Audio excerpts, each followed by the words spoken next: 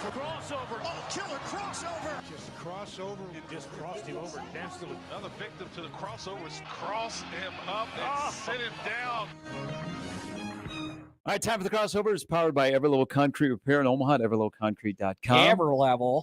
Kent Pavelka's got some new television commercials. Whoa, he does? I saw it this morning. Kent. Wow. Can't wait to see Kent on a more regular basis during basketball season with his bow ties, things like that. Basketball, guys. Am I right? Have you already transitioned? What's up, Matt McMaster? Hey, Chicago? Connor Happer and Josh Hodson. Thank you so much for having me on the crossover today. Man, am I excited for Bears football this week with Coach Eberflus. Man, I'm really excited. Thanks for having me on again, guys. How long have you been a Bears fan, Matt? Oh, I don't know, Connor. Ever since I came out the womb, I've been rooting for Bears. There you go. That's all you got for me. Yeah, it's really hot dog and a salad. They really nailed it in that SNL sketch. You know, that's how it is, man. No, I talk of like garage, like that's just hockey. Like the O's become A's and the A's become accentuated.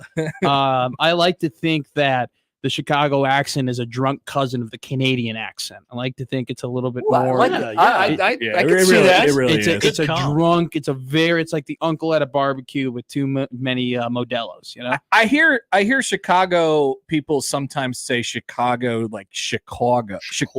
Yeah, that's Chicago. Yeah. What's up with that? That's a little Delco. Like that's like Philly. Like call me. Okay. You know, like. I went to college over in Maryland, and now I'm back to Chicago. You know, like that's kind of what that is. That's like your East Coast elite Chicagoan. Okay, gotcha. I'm more of your Big Ten Chicago. Gotcha. Accent. Yeah, there definitely is some sub dialects within the Chicago accent. You know, weirdly, I totally understand what you're saying. Yeah, like, that makes a lot of sense. There really isn't an Omaha accent or a Nebraska accent. People will say that Nebraskans have accents.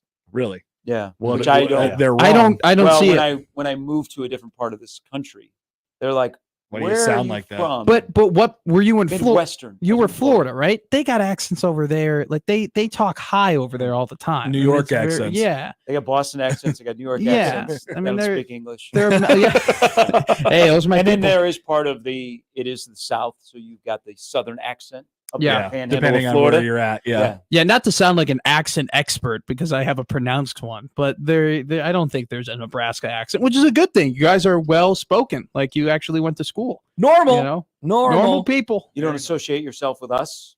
You win here. I think. See, here's. I think it makes you unique. I'm not the one to be like I'm an honorary Nebraskan. You know, like if someone's gonna say I'm an honorary. Thing about being in the Navy. What? Governor Pillen didn't have a proclamation where you were in the Nebraska Navy? No, I don't think I am. You have that? What are you talking about? I have. So this is when Ben Nelson was the governor. I'm in the Nebraska Navy. I've got a whole plaque and everything. Oh, we got a good Navy. Yeah, I was like fired up. He goes, I am. We love our Navy. You have been indoctored into the Nebraska Navy. I got a plaque. I went to the governor's mansion. No kidding. I got my picture with Ben Nelson. Yeah. Oh man, Ben Nelson. What'd you do to deserve that? Careful, Connor. I mean, he was just the governor for a long time. I have some good shoreman skills. Sure. Yeah. Shoreman? Shoreman. I don't know that word. So, you know, us in the industry, we throw it around. Like if you're in the nautical industry, okay, you're working on. You're talking Navy. In the nautical if you're in the know, Connor. If you're in the know of Navy dialect, I do not know about the boats. Do not know about who's going to carry them. Starboard, whatever. Who's going to row them? PJ. Are you an anti-Fleck guy? This whole show seems like an anti-PJ Fleck. Yeah, now. Whoa! I'm cool with Peach. Bleep that guy. Cool with Peach. Sharper. You know what? He did a Space Jam move last week. What was that? Might be like the drinking of the what do you call it? The antidote. Oh, of confidence? Mike's secret stuff. The antidote. Oh, sure. So basically, when he got his team Sprite from McDonald's, because the best Sprite is the Sprite that's from McDonald's. Yes. Crispy. And he had them all do a shot. PJ secret stuff. So that's a Space Jam thing. Mm-hmm. So I'm like, what about Sky Mountain Gophers? Did he get like some cool points there? He's Maybe. not for everybody. He's not. I'm fine with PJ, especially if Nebraska doesn't have to play him. Like I can deal with that. So, but okay, now this is a loaded question for the room. Sure. Because of the guy that's going to be talked about all next week around here. if you had to trade, would you rather have lunch Wow. with the guy at Minnesota or the guy at Indiana? I'd rather just eat lunch with a fake person than a D-bag. I prefer PJ Fleck. Yeah. I prefer PJ Fleck. Signetti's going to have a rough week in Nebraska. He's going to get taught a lesson at Yeah, some point. I don't know if yeah. it'll be by Nebraska, but somebody's going to teach him a lesson. I think PJ is the type of guy you would have lunch with, and afterwards be like, "Oh, how was that?" And you're like, "He's a little bit of a weird dude, but like it was fine." Like there was moments.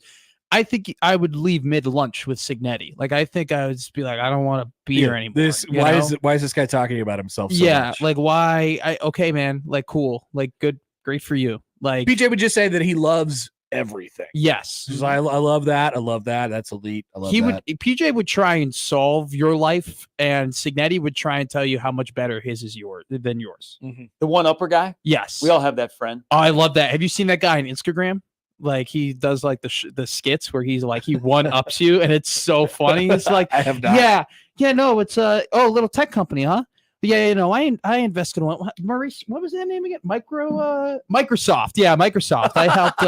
That's a little tech company. I don't know. Marcy and I, we were vacationing with Bill and Linda for years. Like it's so funny. Yeah. I used to have when I was in the hockey world that we had a equipment manager who was a one-upper, and I was explained to me by the head coach. He goes, "Hey, if you scored 3 goals, Billy's going to come in here. He's going to tell you scored 4." I'm like, okay, and it was so true. Yeah. Gotta love that guy. You know what?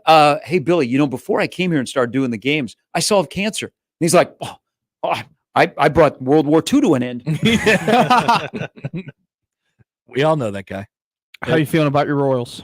I feel. How do I feel? That was very subtle. You've been sitting on that for 4 hours. It's a Good fair job. question. Thank you. I'm gonna have to explore my feelings a little bit today. It was a slow and painful death. Yeah. That's not how I really wanted to go. I was texting with a couple other Royals fans last night, and I thought this is miserable. What I wish something would have become of that fight, that brouhaha. Yeah. I want just kerfuffle is what I called it. bring in the psycho Brady Singer, have him walk the bases loaded, and then hit Soto or something like that. Like I want to go out. You wanted to go out with a blaze of glory. I love did. that take. I did. If we're going down with the shit. Because it was a little sad. It was just 1, 2, 3, 1, 2, 3, 1, 2, 3. It's like this is not going anywhere. Weaver looked great. It's like we're running the ball into the brick wall, and we're just gonna punt every single time. So, felt like there was a little something left out there, but excited about the future. What can you say? You should be. What can you say? It's hard, and not to tell you how to think, but go ahead. It's hard not to feel a little bit good about the season. Did you and where see Jordan in the bus? And then let me tell you something. When you go from losing 106 games to 1 year to then winning 86 in the next year, how can you be a patsy about that? Exactly. You gotta be pretty happy. I agree, about Mr. it. Chicago. Yeah. Thank you. You gotta be pretty happy about it. Thank you. Oh, Happer show's now following me. Let's go. Look at that. That's right. Heyo. That's right. What is our following count? Our following We count. started at 519. We started at 519. Oh, by the way, Josh and Connor, I'm like, Gary and I were hanging out on Wednesday, just, getting something to eat, just kind of going over what the show will be. And we're talking about our follower count or whatnot. And I find out that Mr. Sharp didn't even follow me. Well, didn't even follow me. And then he goes, so did you guilt him into it? Well, obviously. Did he do it? Yes, he did. He might have unfollowed. I don't know. I haven't really checked up back on Guess it. what? You got another one. Let's go. But he goes, you know how many I got? You know how many I I did got? not say that. You know how many I got? I did not He goes, say that. You want to guess? You want to guess? You want to guess how many I got? That I sounds did not right. say that. That sounds follower right. measuring So contest. Matt over here, he spins it into, well, I don't have your count. I only have 519. That's how that conversation. And you go, and I quote, guess how many I got? Guess how many? You said that. That's You said true. it. That You sounds said right. it. That's Total true. Gary move. That He sounds said- right. And I go 6.8 thousand. He goes 29.2 thousand followers. Man. Are you kidding me? Like looked at me disgusted. Like I didn't know how big of a deal Mr. Sharp was in Omaha. That all sounds right. That all sounds right to me. I got And people- then when the on chef this. came over to our table and he's like, "Hey, Mr. Sharp, is everything good?" Was not planted. Matt's like, "Whoa." Gary was impressed with my ability to tell the bartender, "Hey, we need this game on this TV So now." we had a discussion about Matt. Matt steps up and he goes, "I have a hidden talent. Watch this," because we wanted the Royals game. Yeah, We wanted the Royals game moved to the big TV. it was. We were at. watching Wipeout. Yeah, they had left Important. TBS on, and so Wipeout was on like 35 TV Oh, stations. no. They were like on TVs in the place. Sure. And so Matt goes, "I got a special skill. Watch this." And some places it's a little bit more difficult to have them switch a game because they got to go through protocol. Yeah. And they got to get it cleared. And they don't know. They don't know the TV guide. You think they got that memorized? Heck no. But then what happened? And then I go, "Gary, I got a secret talent here. I can magically go to a producer or go to a waiter and be like, 'Hey, put that game on that TV.'"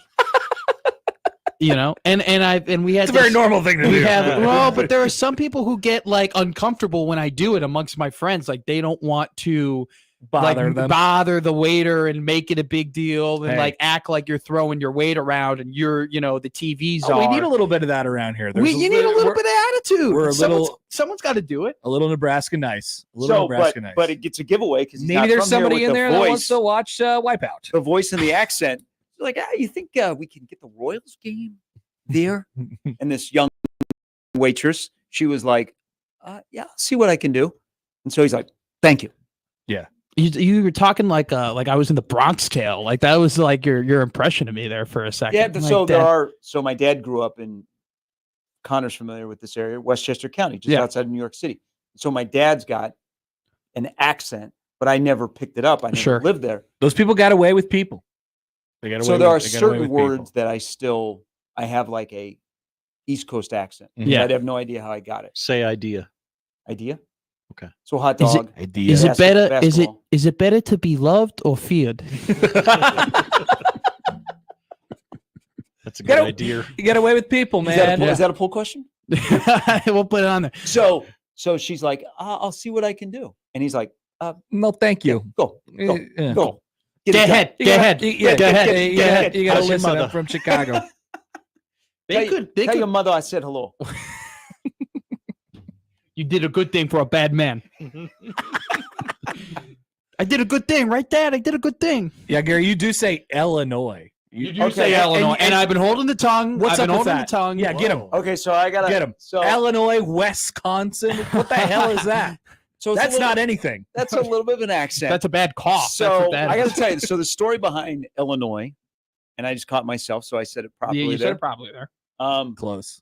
I had worked here for I don't know, like a month, and some guy, and we were talking about Illinois, and the way I pronounce it, and this guy crushed me. He like went at me, and so every year that Nebraska gets ready to play Illinois, he will tweet at me on Monday. He goes, "I can't wait for someone to mispronounce Illinois." He So- did not- he- It's So what's not the that big backstory? of a deal. But what's the backstory though? Where does it come from? That's because that's not an It accent. comes from his throat. That's where it comes from his tongue, thank from you. his mouth. It's made up. It's not like oh well, I got this accent. I got this accent. It's a fugazi. It's a whizzy. It's a woozy. It's a woozy, fugazi, It's fairy fugazi. Yeah, dust. that's the way to describe it. Yeah. We're all different in this world. We're not the same. Hey, Mornings are Gary, different. Middays are different. Afternoon shows are different. the school, the smaller private school in Cincinnati, the Musketeers. What's that school? Xavier. No. Incorrect. No. Incorrect. So Try and again. it's incredible how many people don't understand. You don't say the X. Did It's Did you basic even- English language. Did you even work with Jim Rose? Because let me tell you, one of his bugaboos, Xavier. Xavier. Xavier. Yeah. There you go. But I have a friend, David that West? is Xavier, Who's playing Ohio State this week? Oregon. There you go. What do you think I would say? Oregon. Dude, that was amazing. That was like the Oregon? mega media or like Twitter debate for years. Oregon? Oregon versus Oregon. Is it Oregon or Oregon? I don't hear anybody say Oregon. I don't It think used to there's be a big deal. We don't have many Oregons. How do you- Yeah. How do you pronounce the state in which Las Vegas resides? Nevada? I mean, nobody would mess that up, right, Josh? No, Yeah, there's but- some okay, but pretend. here- No, Josh, but not here's right. Nevada. Okay, Nevada. there is a town right next to Ames, Nevada. That's how they pronounce So that. of course they do, because God forbid this state actually pronounce things properly. Butler Like, Community and I- College plays in El Dorado, Kansas. It looks exactly like El now Dorado. I Yeah. would get that one wrong. Well, that's the thing where people are like, maybe this kid isn't honorary Nebraskan, because it's just I come here and I get it. It's Beatrice, and Norfolk. it's Norfolk, and it's Ogallala, and I get, I understand, guys. We got a certain way of doing things, and Exarban, and so on and so forth. But at some point, you just got to look yourself in the mirror and be like, we're kind of weird. I believe we have a town here in the state that looks like Cairo, but it's Cairo. Yes, that's another one. Losing followers left and right.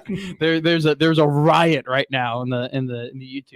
What town did you tell me you got hate mail from? You mispronounced it on a telecast. It was Ainsworth. I said Ainsworth. Ainsworth.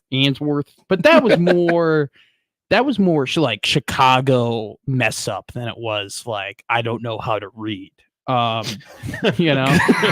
Like, that wasn't an accent. that That was was- just I screwed it up. yeah, that was just me mispronouncing it. But an old lady called into KLIN and wanted my head on a stake and was very disappointed with That happens. my inability to. And then I got a very nice video voice text message from Caleb Henry the Mhm. next morning being like, okay, this is how you pronounce all these things. And so needless to say, I really didn't do the high school scores after that. Good one, Joel. We have Louisville here. Yeah. Yes.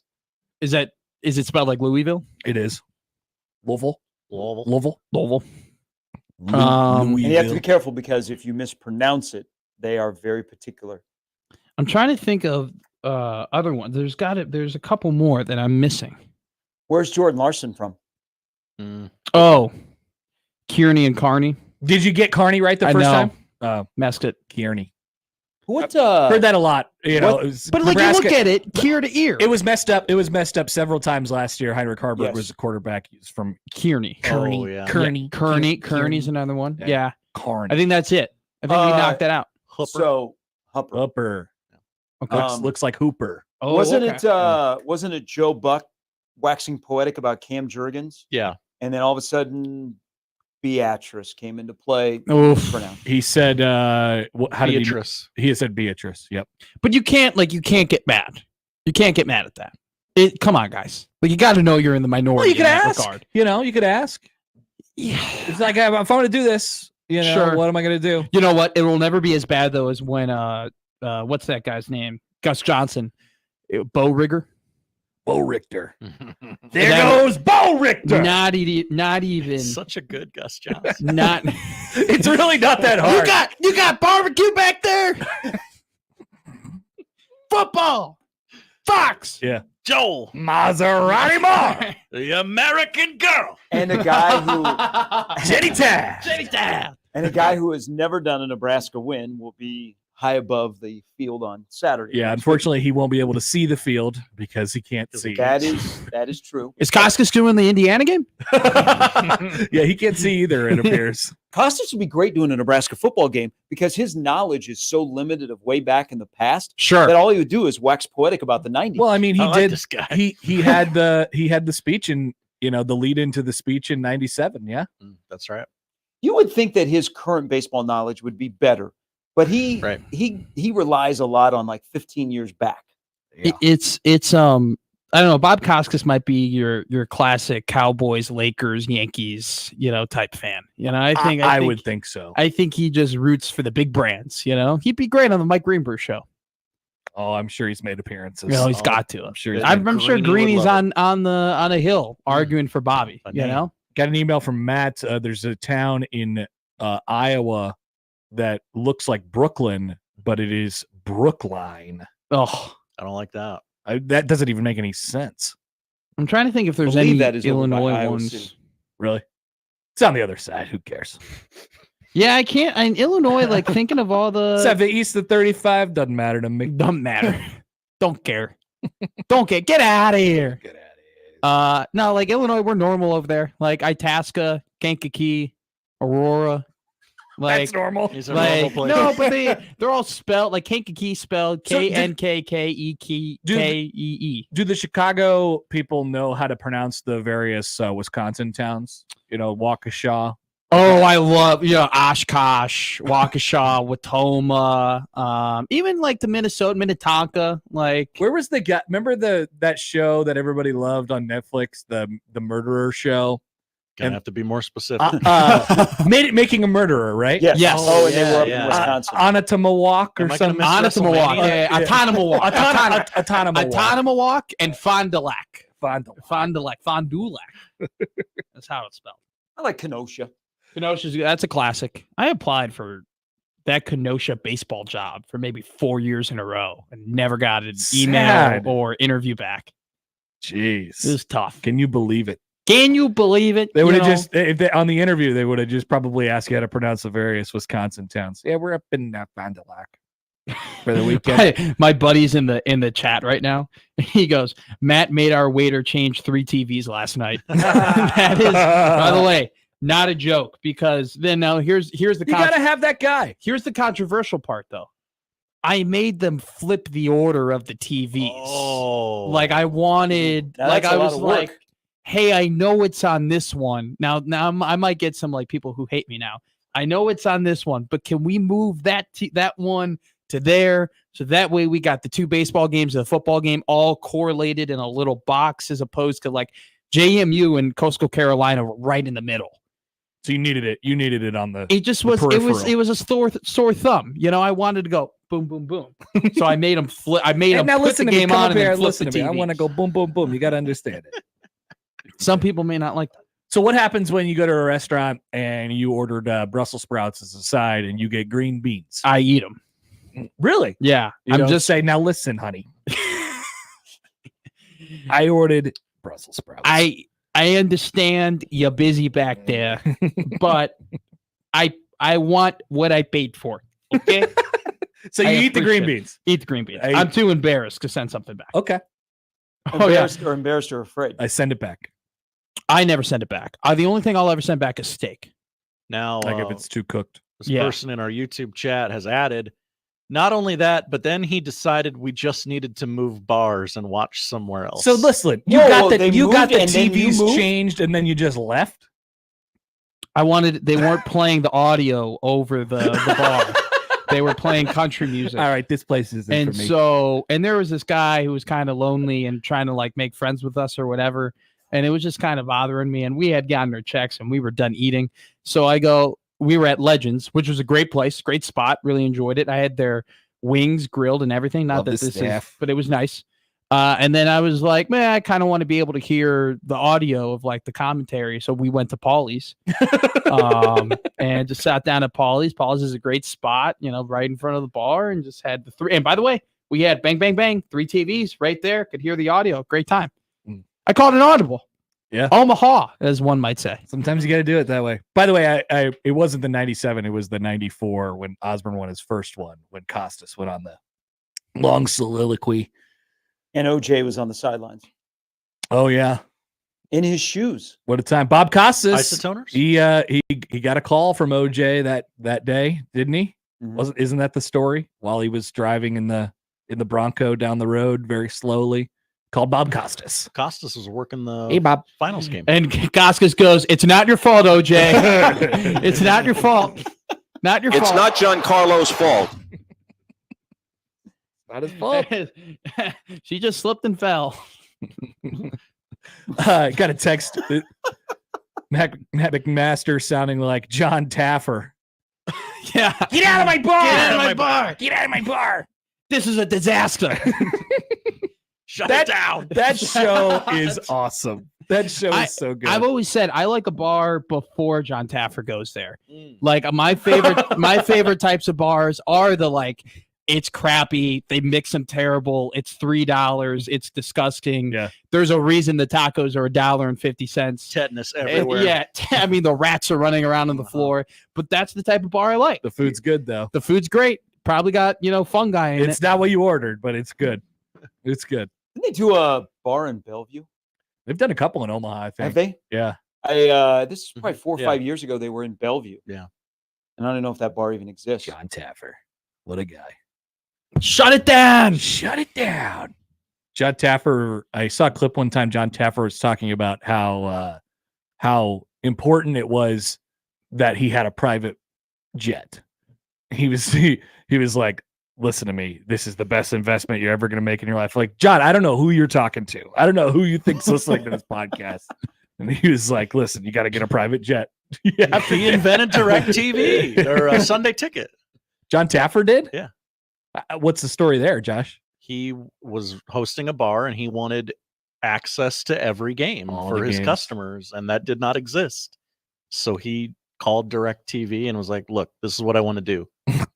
And I did not know that. Wow. they're like, yeah, great idea. Let's do that. That's great. I feel That is smarter now. amazing. Does he get a cut? I would assume so. He seems like a smart businessman. Yeah. Seems like a guy would want a cut of that. Uh-huh. This is from JohnTaffer.com. How bar rescue star John Taffer helped change the way we watch the NFL. And then there's a whole story. I mean, you're right. Yeah. I mean, this is according to John Taffer. Who's your source? Who's your source? Me. Taffer spoke with FoxSports.com about the success of Bar Rescue. His new book, Raise the Bar, and how he was one of the consultants who helped create NFL Sunday Ticket. No, I'm not making that up. Is that what he says? That's what it says in the JohnTaffer.com. I feel story. like, you're made like that's the type of thing someone would say if they are making that up. You're like, trust me. trust me. I didn't I'm not think you were that making it up until you said Yeah. I'm not making it Yeah, up. I thought we were good until you were like, "Oh no, trust me." I'm like, "Yeah, we're right. I got you, man." That's 2 days in a row now in crossover that I learned something. I learned that John Taffer created Sunday Ticket, and I learned that Kevin Garnett and the Timberwolves don't like each other anymore. There you go. We are an educational program. Yes. Brought to you by the Omaha Encyclopedia. That's right. Absolutely. Well, All right. Well, all right. baseball will be here before you know it. So you skipped over football. You're on to basketball. I could see basketball coming down the line. I'm excited for basketball. Well, how much? I'm ready to dive into Indiana. How much of the remaining playoffs will you watch now? Oh, I'm a baseball sicko. I love baseball. It depends For you or for me? for me. Yeah. Is it, Josh, are you sick to your stomach that the Mets are the team of destiny? He would have preferred that The big team meteor. of destiny. Wow, choose violence right away. No, that's not violence. That Well, is an honest question. That's a Braves fan. Plucky He hates the Mets. underdog with the highest payroll in the sport. Destiny. Yeah, that's I call why you it can't say destiny. the Yankees are an underdog. Dread it. Run from it.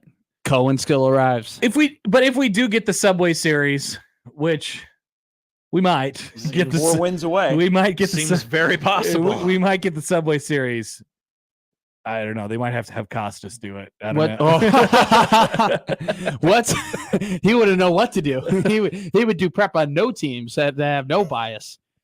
What would you rather have? What's the bigger? What do you think is bigger for the MLB? Yankees Dodgers or Yankees Mets?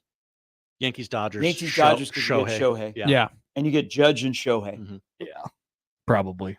But That's trust either me, way. there'd be storylines with Yankees Mets. A lot of Dodgers fans rooting against the Padres in the MLB buildings tonight. I'll tell you that. A lot of throwback shots to 2000 if we get Yankees Mets. Yeah. Remember when Jeter hit that home run at Shea Stadium? What a series. The Yankees swept him. Remember when Clemens in the baseball, the Yep. broken bat? He threw that bat at him. Could you imagine if that would have hit him? Stabbed him? Right through his chest. Then you have to fight, right? I mean, Do you think I it don't would have know. helped his chances for Cooperstown? If he would have killed that guy on the impaled field. I was about to say. Yeah, no, I don't He think committed a crime? I mean, Poll question? so. What if Roger Clemens? That is That's a still- good what if show. What if Roger That Clemens is would have still connected? one of the more odder things that have happened in a sporting event. Yeah, it's called roid rage. Allegedly. Yeah. yeah. We didn't know at the time. He's litigious. Oh, we knew at the time. His immediate reaction was to take that sawed-off bat and throw it at the guy as he was running down the first base line. I don't know what that is. Yeah, that's roid rage. He was just upset because his whip was going up. It's New York. He runs hot. They got the out, right? I mean, the ball was hit. He runs hot like he's a 2002 Camry. Yeah. All right.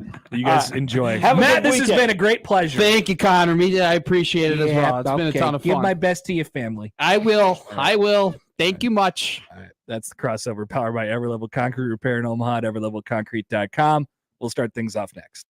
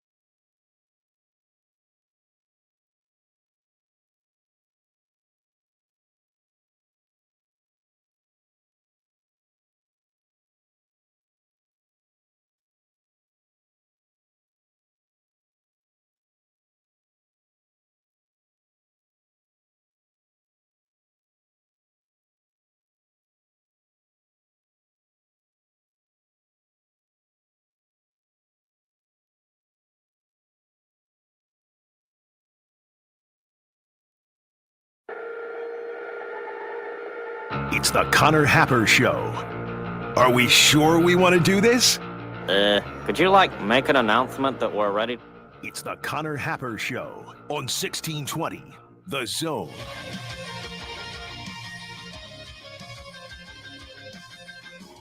All right, welcome in. Happy Friday. It's Connor Happer Show on 1620 The Zone and on 1620thezone.com.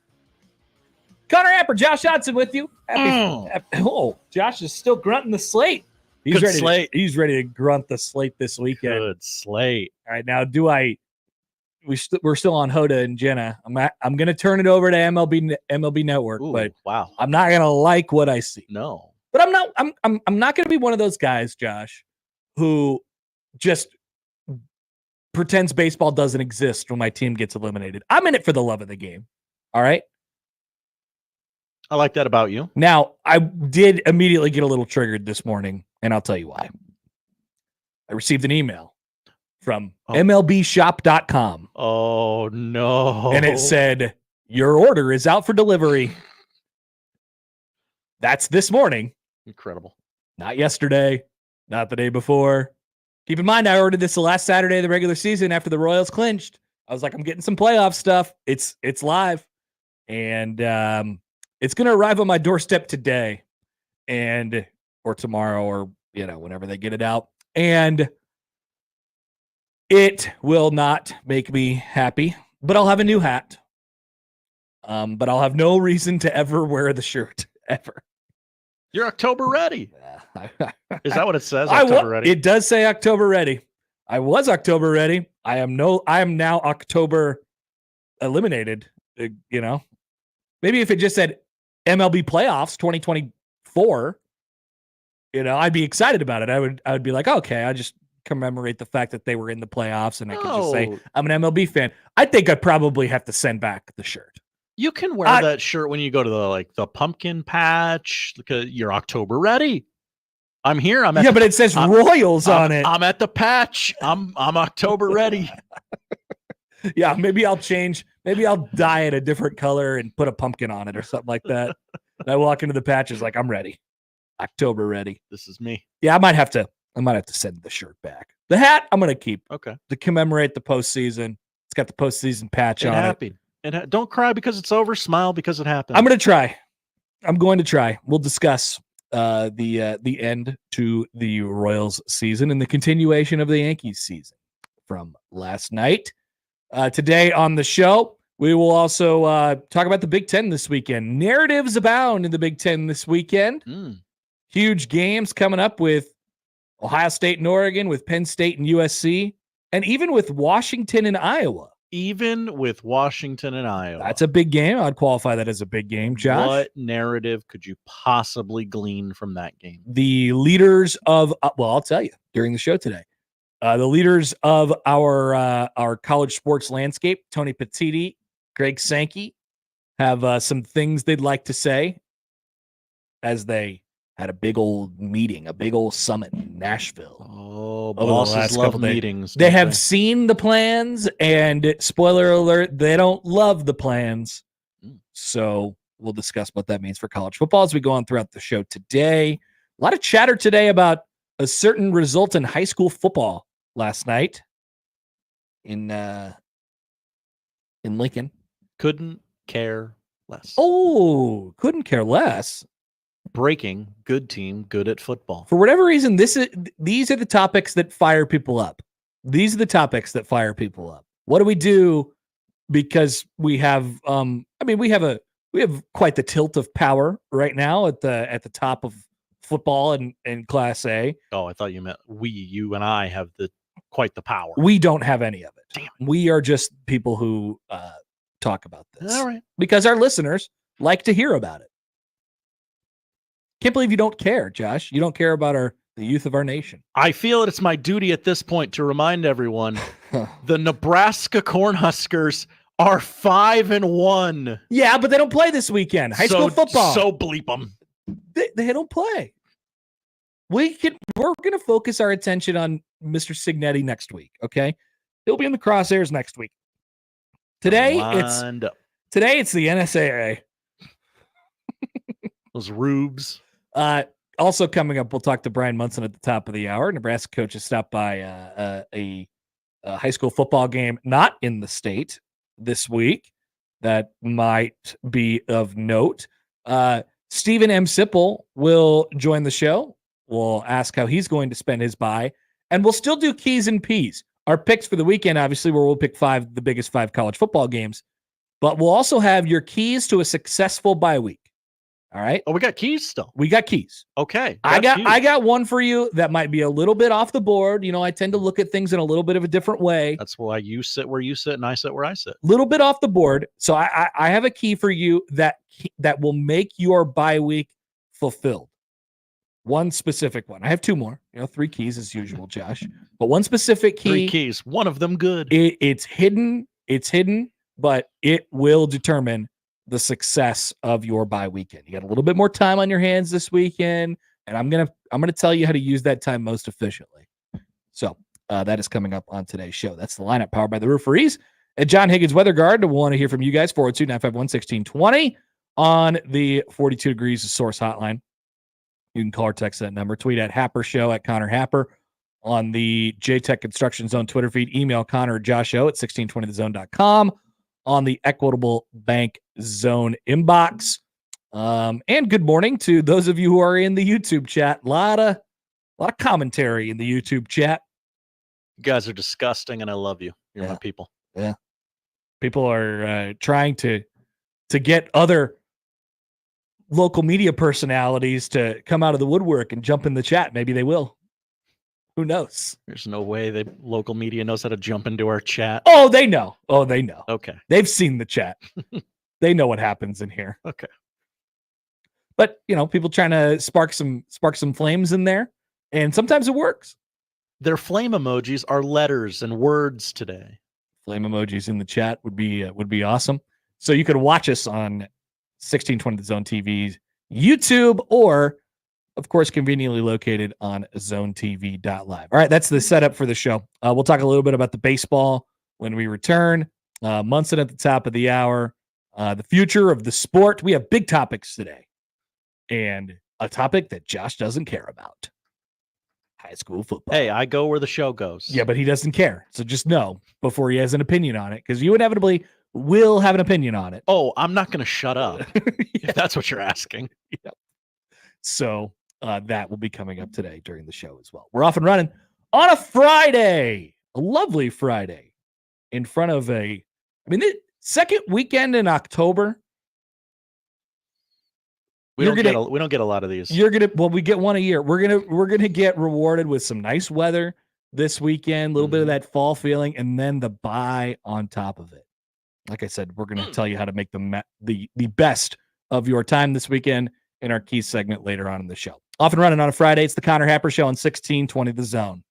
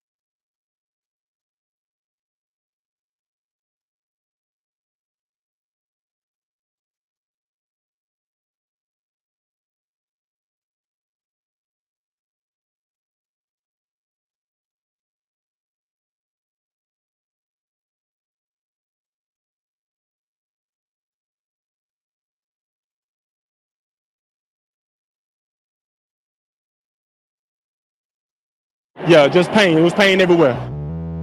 Let's get back to the Connor Happer Show on 1620 The Zone.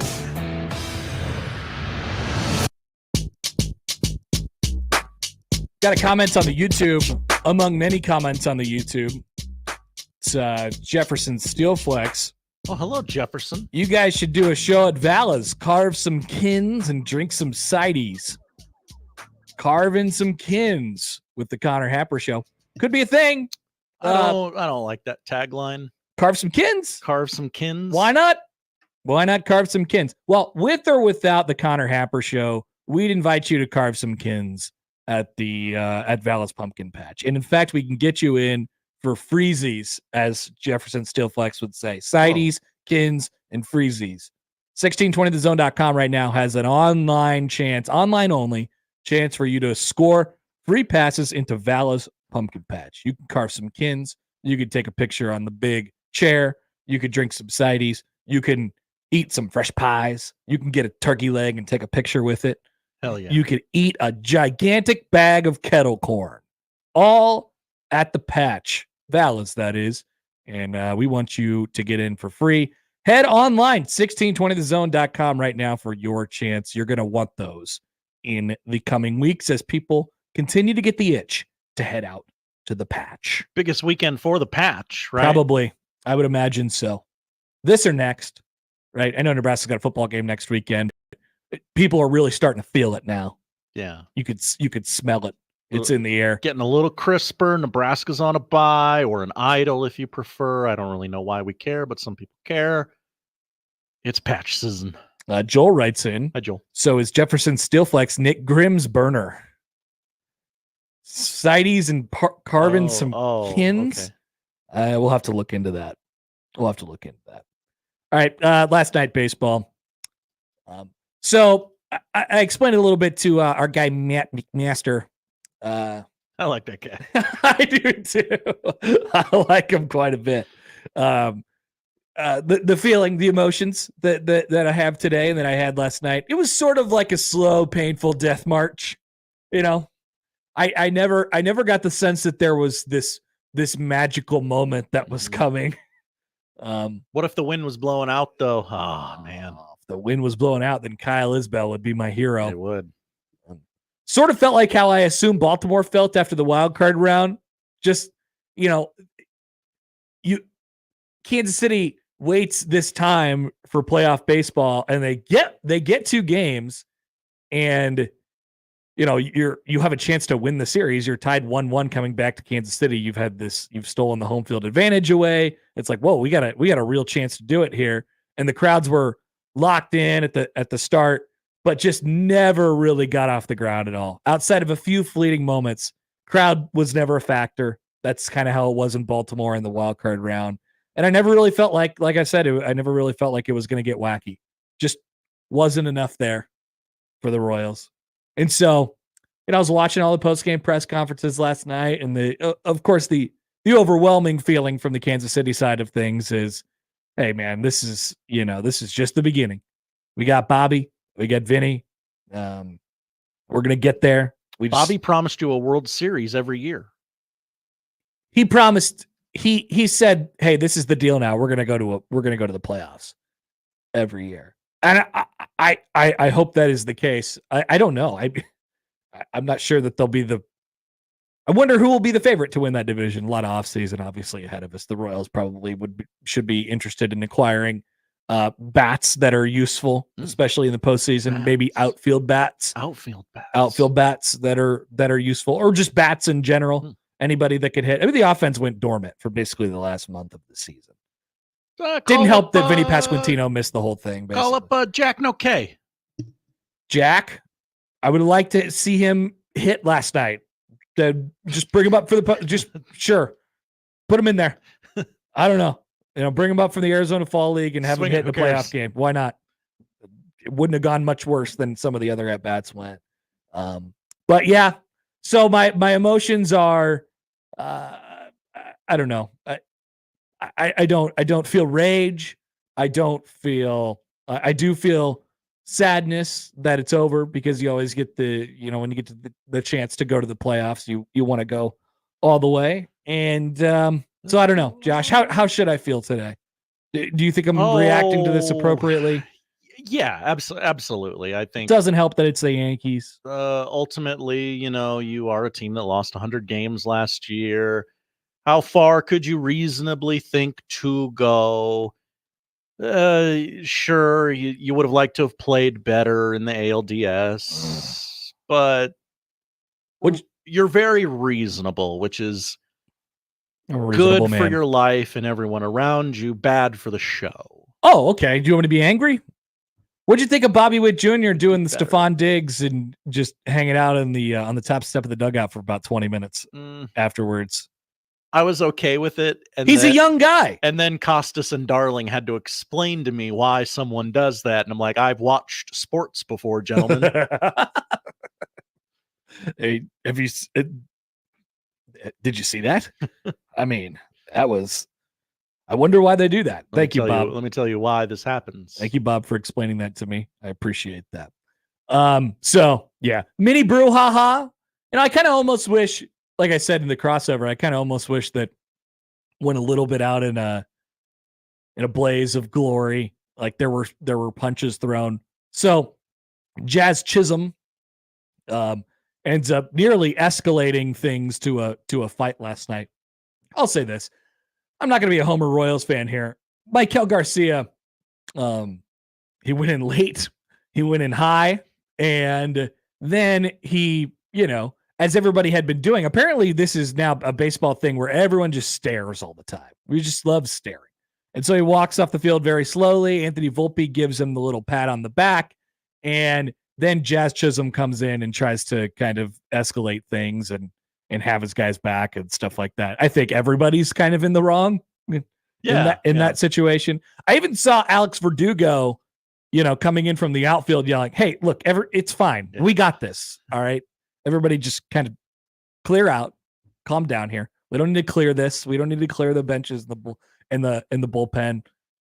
Even though I saw the clip of Brady Singer just sprinting out from the that guy was ready. Yeah. They're a little feisty, but didn't have enough. And so now it's going to be we're resigned to seeing the Yankees against probably the Mets or the Dodgers or the Padres. I mean, either way, we're going to have probably have a pretty electric World Series with a bunch of narratives. So what about the Tigers? You're welcome, baseball world. God, the Royals laid down for you. Tigers hit that home run last night, and I thought, oh my gosh, the Tigers are going to the ALCS. They're so magical. They are. They just have a little bit of that. How are they doing this? Fairy dust.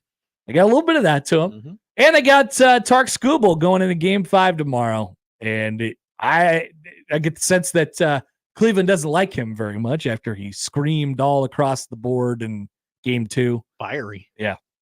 He loves screaming. Screaming and staring. This is the new baseball thing. I think a lot of people know that they're mic'd up, so they choose not to scream, and they do it with their eyes.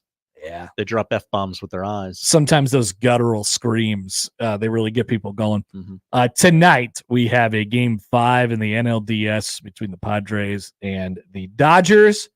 Temperature should be not the physical temperature, but the emotional temperature should be pretty high in Los Angeles tonight. Between those two teams who, I don't know if you've heard this, do not like each other. It will be in the low 80s tonight in LA. That's a high temperature as well. And then the emotional temperature will be pretty high tomorrow night when most of you are finishing up your day of watching college football. 7:00 tomorrow, Tigers and Guardians.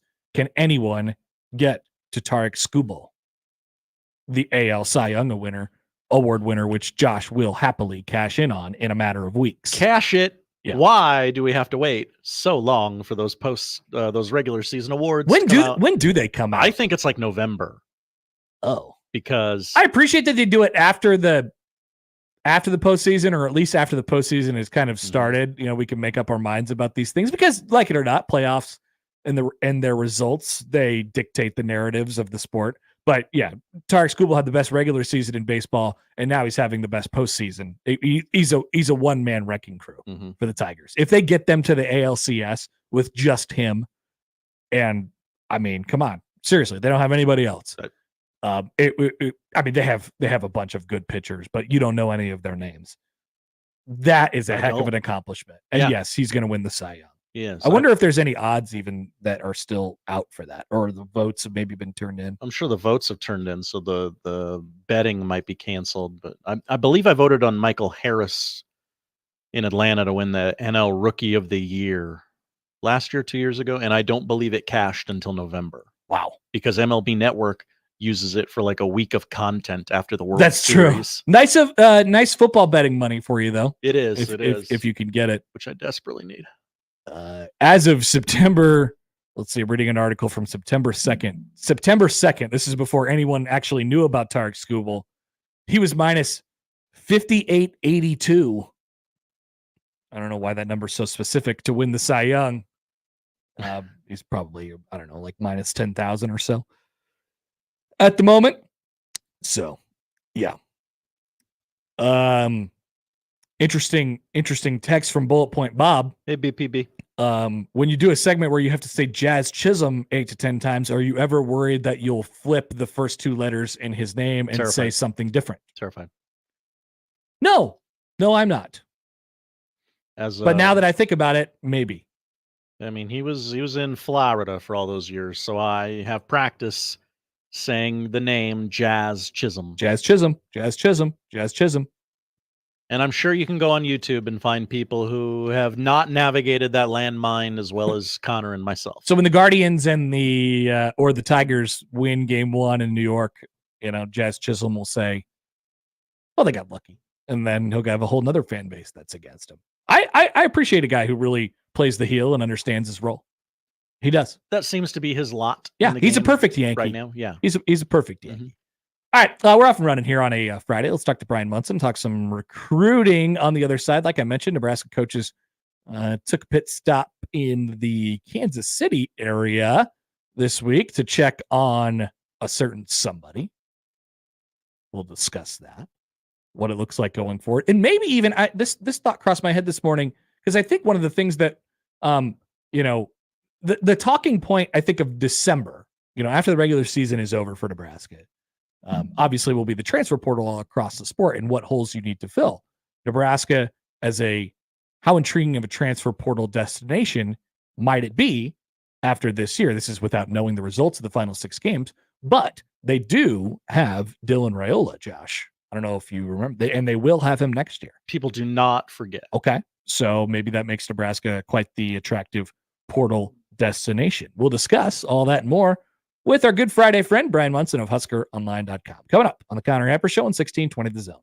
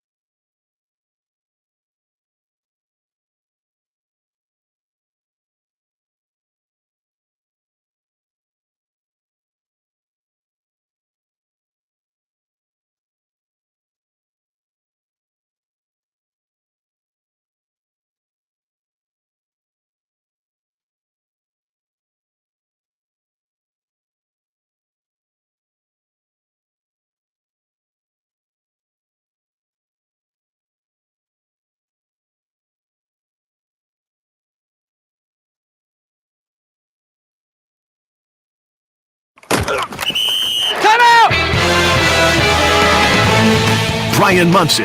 Hey, long call. Comfy left zoom buster. 63 bang. Z Maui. Alert. Paradise Z Burger Y Wrap on one. Husker Online on the Connor Happer Show on 1620 The Zone. Quickly here before we get to Munson, got a couple emails from old man Doug. Hello, old man Doug. On the old man Doug inbox. Quite literally. Millard South versus Lincoln High. Josh, how can you be that unfeeling? I don't even know You- what that means. You have the tendencies of a stone cold murderer, Josh. How can all of you... You have no feelings, do you? You wouldn't even have known Millard South played Lincoln High last night because it would have been 70-0 had they played a full football game. That's true, but people would have noted the fact that it was 70-0 or 100-0 or whatever it would have ended up as. And then the game ended at halftime. Old man Doug has another email which I can respond to. Connor looks more like a lumberjack every day. Will he put on some red plaid and dress up as a lumberjack for Halloween?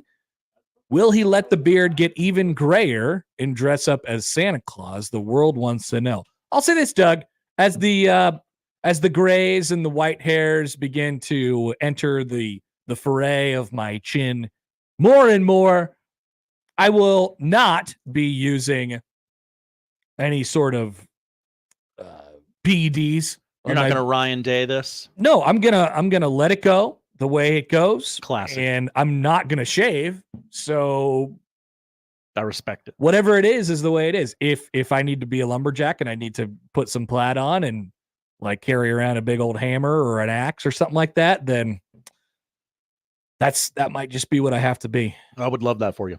Okay. Thank you. I appreciate your support in this endeavor.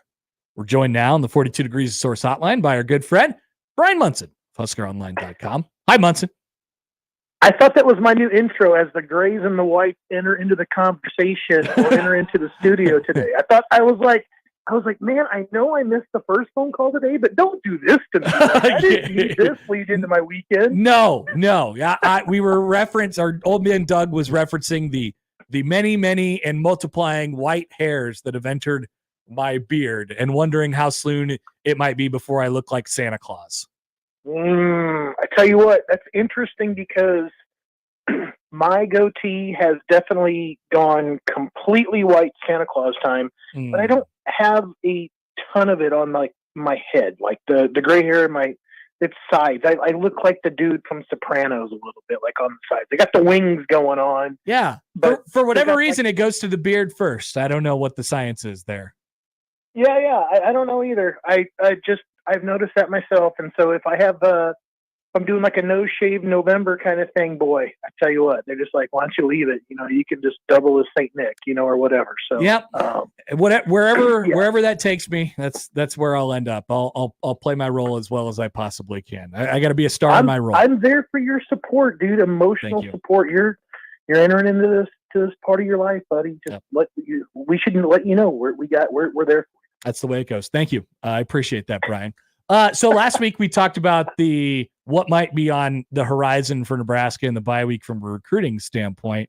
And we said that it's going to be a little light, little dry. There was one big notable presence for the Nebraska staff in the Kansas City area to check in on Dawson Merritt. How did that go? So Dawson Merritt got a little bit of a check-in last night with Matt Rule, and Coach Dvoracek. So that's it's interesting, right? Because every time we kind of feel like this thing is cycling down, I know you have something like this that kind of cycles back up again. I'm sure Nebraska, feels like out of the remaining kind of 3 or 4, whatever, 2025 guys are kind of out there with Michael Terry and Cortez Mills and Merritt, that, they probably feel like they have a better chance, with Merritt, just because of geographically speaking, it makes some sense. Right. And, I think obviously you want to go ahead and bring up Vanderbilt here a little bit and just say, they look pretty good against Georgia, and then you have this kind of situation pop up against the Commodores. So maybe we need to have another little conversation, ourselves, and it's an interesting thing. So honestly, I'm going to try to reach out. Dawson's always been really pretty good about getting back to me, so I'm going to reach out to Dawson and see what his kind of take was on the Nebraska staff being there. Look, I think Nebraska really feels like that's the dude. That's the guy that if every situation was kind of, all equal, that if they could add somebody that's committed someplace that they've, got a good relationship with, it would be with Dawson. I think that they would take him ahead of the other guys. I think he's just that high, on basically on their board. It fits such a need that they have, obviously, for the class. And also Baron Marshall, is another guy last night that was there. He's a freshman wide receiver. He was actually in Lincoln last weekend for a game day visit. I caught up with him on Sunday or Monday, and I heard that he picked up an offer from Nebraska last night. So I'm going to catch back up with him again. So I'll have his update later on this weekend, and some bye-week stuff kind of coming out of last night. On Merritt, I would say this in from a general standpoint. Like, it seems like Munson, there's just a select few guys every year who are, like you said, at sort of the top of the board, and you decide as a staff to yourself, like, you're gonna be with him all the way until the end, regardless of if he commits somewhere else. You have that relationship. Right. It's been developing for years, likely with a guy of that caliber. We're talking about multiple years in the recruiting process. So why not sort of play it out to the end? And then as a result of that, Munson, like, it becomes a storyline from the Nebraska recruiting standpoint as well. Like, it's a guy that people want to know about. How many guys are there like that in this class? And aside from just Dawson? Well, yeah, that's an interesting take. I'll add to that a little bit more.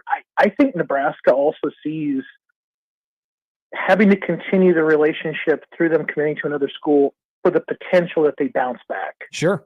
So if there is a guy like, well, let's take Brandon Baker, for example, because I think that was really the guy that Nebraska kind of hung their hat on last year, trying to get him to kind of join the class. Nebraska went down swinging there all the way, stayed on that one, even though it felt like the Titanic in November, stayed aboard, and decided to go ahead and ride that one all the way to the bottom. But I think the hidden value is that you have that relationship, and they know that you were there with them the entire time, so that when he does go to Austin, or he does go to Tuscaloosa, or they do go to Norman, or whatever the case may be, they get there and things aren't the way that they thought it was going to be, or they hit an injury, or they've hit some bad times, or it's not all what it's cracked up to be.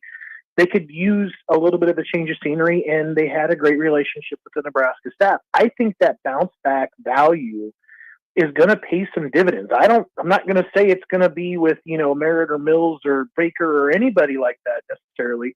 I just feel like Nebraska is doing this there's a short-term view and there's a long-term view. And the long-term view may never happen. They may just go one place and stay in one place. But if they ever decide they're going to throw their hat into the transfer portal, they want to be, one of the schools that player picks up the phone and says, I got a do not contact tag, on me going into the portal, but I'm calling you guys. Mm-hmm. And that's because of the relationship that we had once before. So I think that's still a view that Nebraska, wants to maintain. Yeah, for good reason. Whether it comes out to fruition in this cycle still, or who knows, years down the line. Just keep on those relationships. I think Nebraska will continue to do that with a select few guys. You wrote today in your in the Tunnel Talk part that you had about Dayton Raiola, of course, the quarterback commit for 2026 for Nebraska. How might Dayton be? And we don't know a lot about Dayton as a person. Obviously know Dylan and the Raiola family quite well, but the immediate sort of impression on Dayton was like, he's still coming into his own. We're figuring out who he is. 100% on that. Keep going. As a peer recruiter, and you touched on this, what are the early returns on that for him in the 26 class? Well, I mean, you did get a new offer out of the weekend, which was an interesting one. I mean, Nebraska offered 2025 wide receiver Jordan Allen, who is at Buford High School and played with both Dillon and now plays with Dayton, and is committed to Louisville. And I think that that's one of those things where Dayton has basically dangled that one out in front of Nebraska to take another look at this guy and really evaluate him. And I think it was kind of also this amazing timing because you had that 60-yard bomb that Dayton put out there basically on a rope, and he went and Jordan went out and got it. So a great selling point, back to Nebraska. But then also, you had Bryce Perry Wright, who was a 4-star defensive lineman, 2026 guy that was also there from Buford. There's some other players that are on the Buford team. I mean, and let me back up too. You mentioned about Dayton kind of coming into his own. I mean, I'll take it one step further. I think what you mentioned is going to be really fun to watch happen over the next year or so, how he helps out with the recruiting game and helps Nebraska kind of assist there and, who are the top guys on the board? Who are the guys that I have met? Who are some guys that you need to take a look at Nebraska that I have come along in these lines? But I will say this. There was a really interesting clip on his game from last night. And, he threw 2 touchdowns to the Ole Miss commitment, another wide receiver commitment.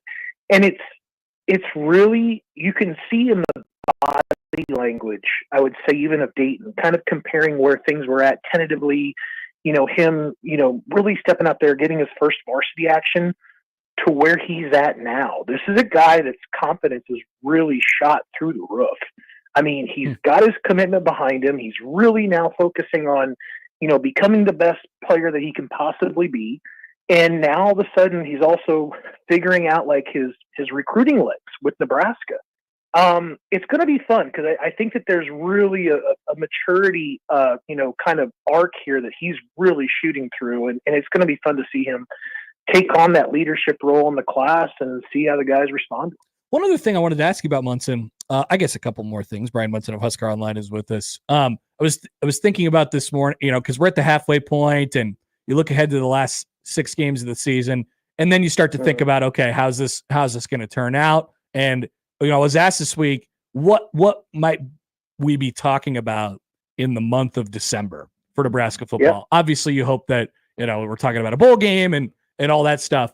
But on the off the field side, Nebraska has a transfer portal destination. I would imagine that takes a pretty large step up this offseason with the assist from Dylan Raiola and company, and the fact that there's going to be some minutes that are available for Nebraska on the defensive side of the ball as well. They like what they have just waiting in the wings right now, but I think there's opportunity everywhere. And then you're offering the chance to play with Dylan Raiola as well. How might Nebraska be viewed differently this time around as a portal destination in December?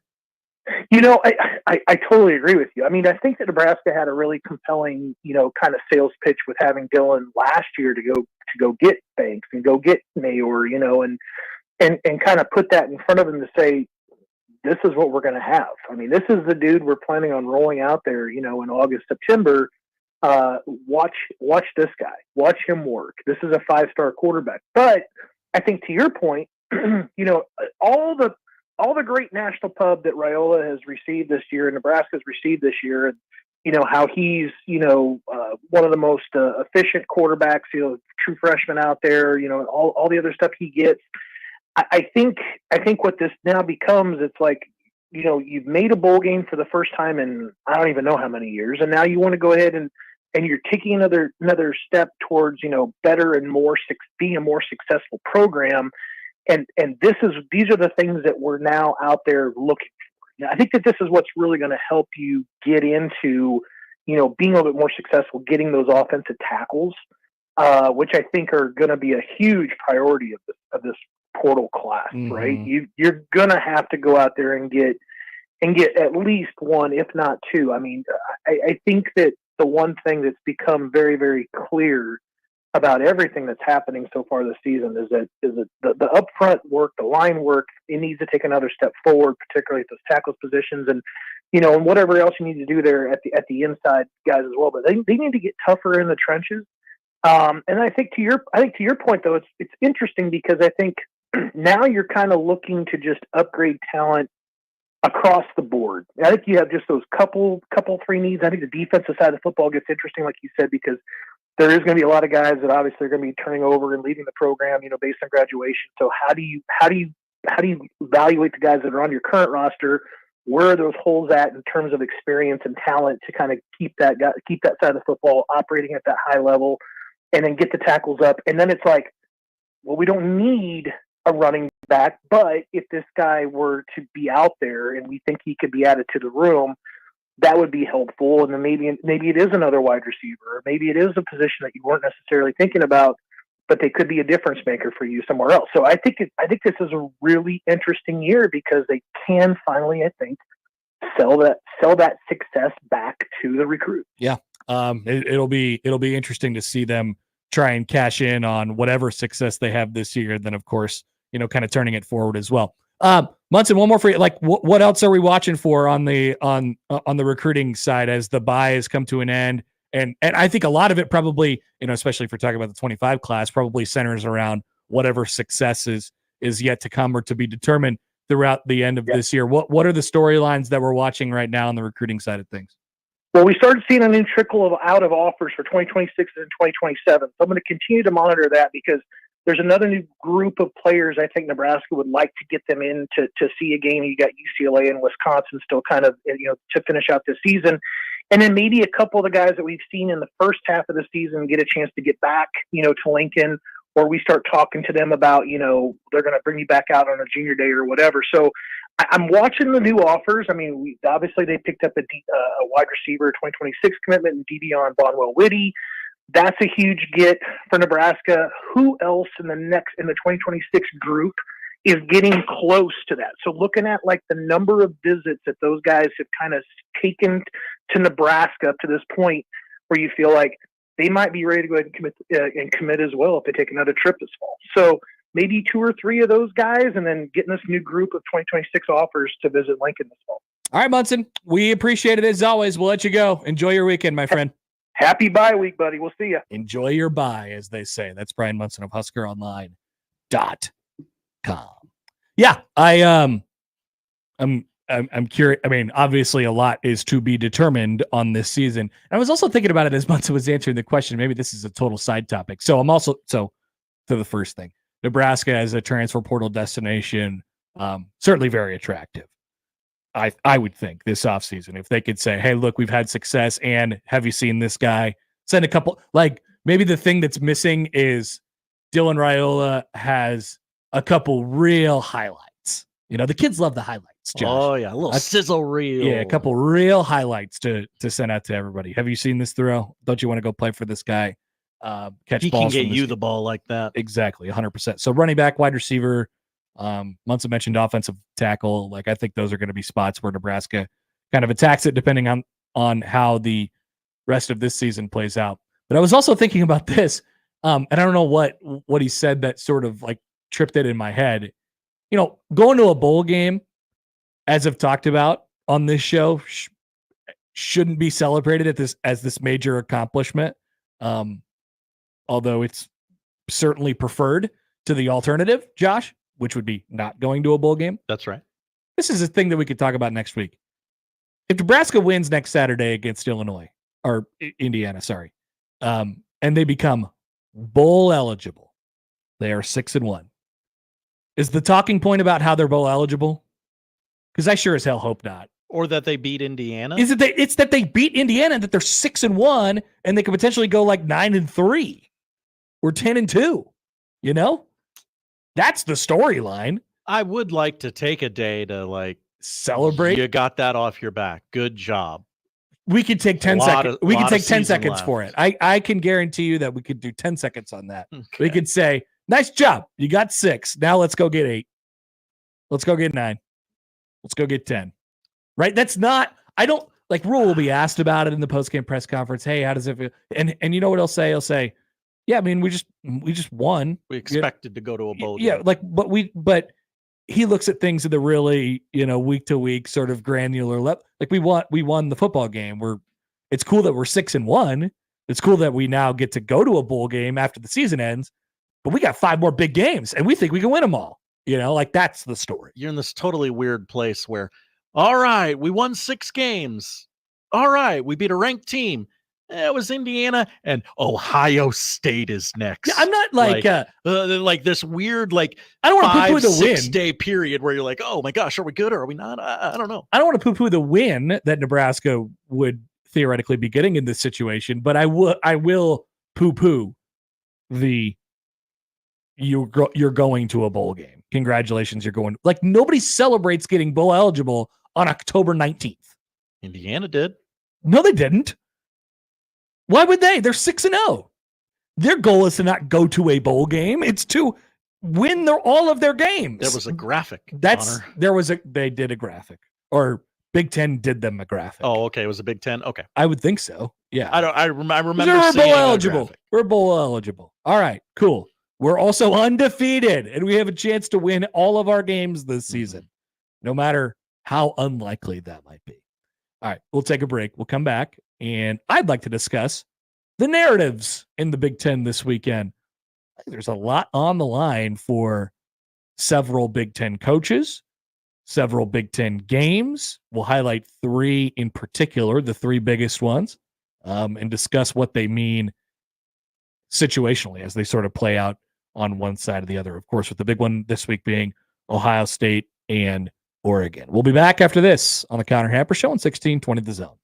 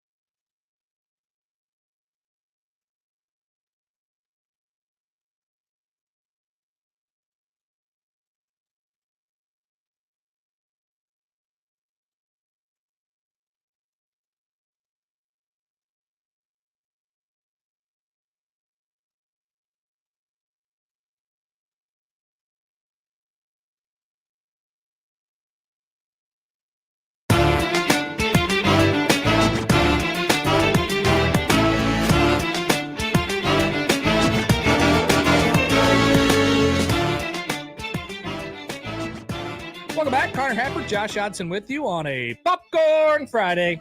Oh, thank you, Miss Cynthia. So if we choke on the air, just forgive us. Just ignore it. It's not professional, I know, but you have to understand how high demand the popcorn is around here. If we don't get it at the soonest opportunity, it's not like we can wait until 2. It's gone. It's cleaned up and the lights are off at 2. Sometimes we can't even wait till the end of the segment. That's right. So we have some plants around the office that, they hold some back for us. And I know we got Miss Cynthia on our side. They make sure we get taken care of. That's good. But we got to jump on this fast.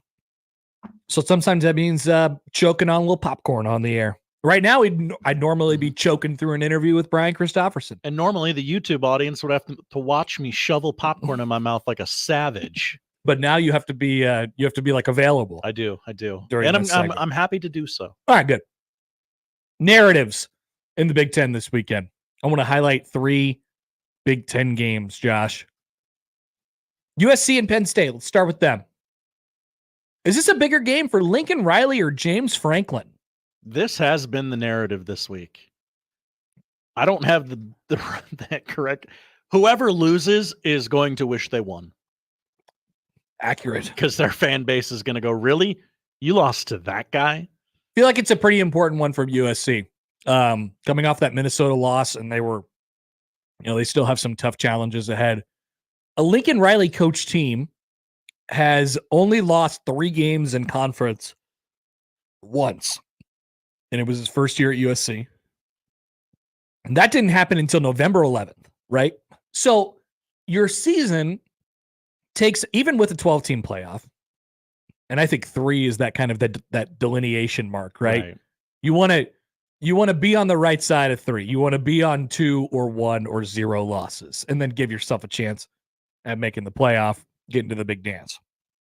So once you get that 3rd loss, you're probably not completely eliminated yet, but you're going to need some things to fall your way. And I'll say this. Nebraskans have much experience with this. Losing your 3rd game in conference on the year, you just feel like, boy, the season is just not really going where I want it to go. A lot of season left for USC after that. That's right. Remember, tomorrow is October 12th. If they lose their first game or their 3rd game in conference on October 12th, even if it is to a very good team in Penn State, your season just takes on a little bit of a different look after that. The Big Ten grind kind of sets in a little bit. It's a mentality change. Still got a game at the end of the year against 11th ranked Notre Dame. What is the rest of their schedule? I looked at it last night, but yeah, go ahead. At Maryland versus Rutgers, at Washington, bye week. Nebraska comes to town, at UCLA, rivalry game, and then they host Notre Dame. So that's not terribly challenging. No. For the remainder of it. It's interesting how it kind of worked like that, right? The West Coast schools got some kind of tough Septembers and Octobers, and now it's going to flip. Because now you're going to see the old traditional games. You're going to see the battle for Los Angeles, and then you're going to see Michigan, Ohio State, and you're going to see everyone else is busy at the end of the Big Ten we're season. Busy. So the West Coast teams have to play each other. By the way, on this game, we got a text from Jeff. Hi, Jeff. Very enlightening, Josh. Whoever loses, wish they won. That's right. It's the only analysis. You're not getting that anywhere else. I like that, Josh. I like that take.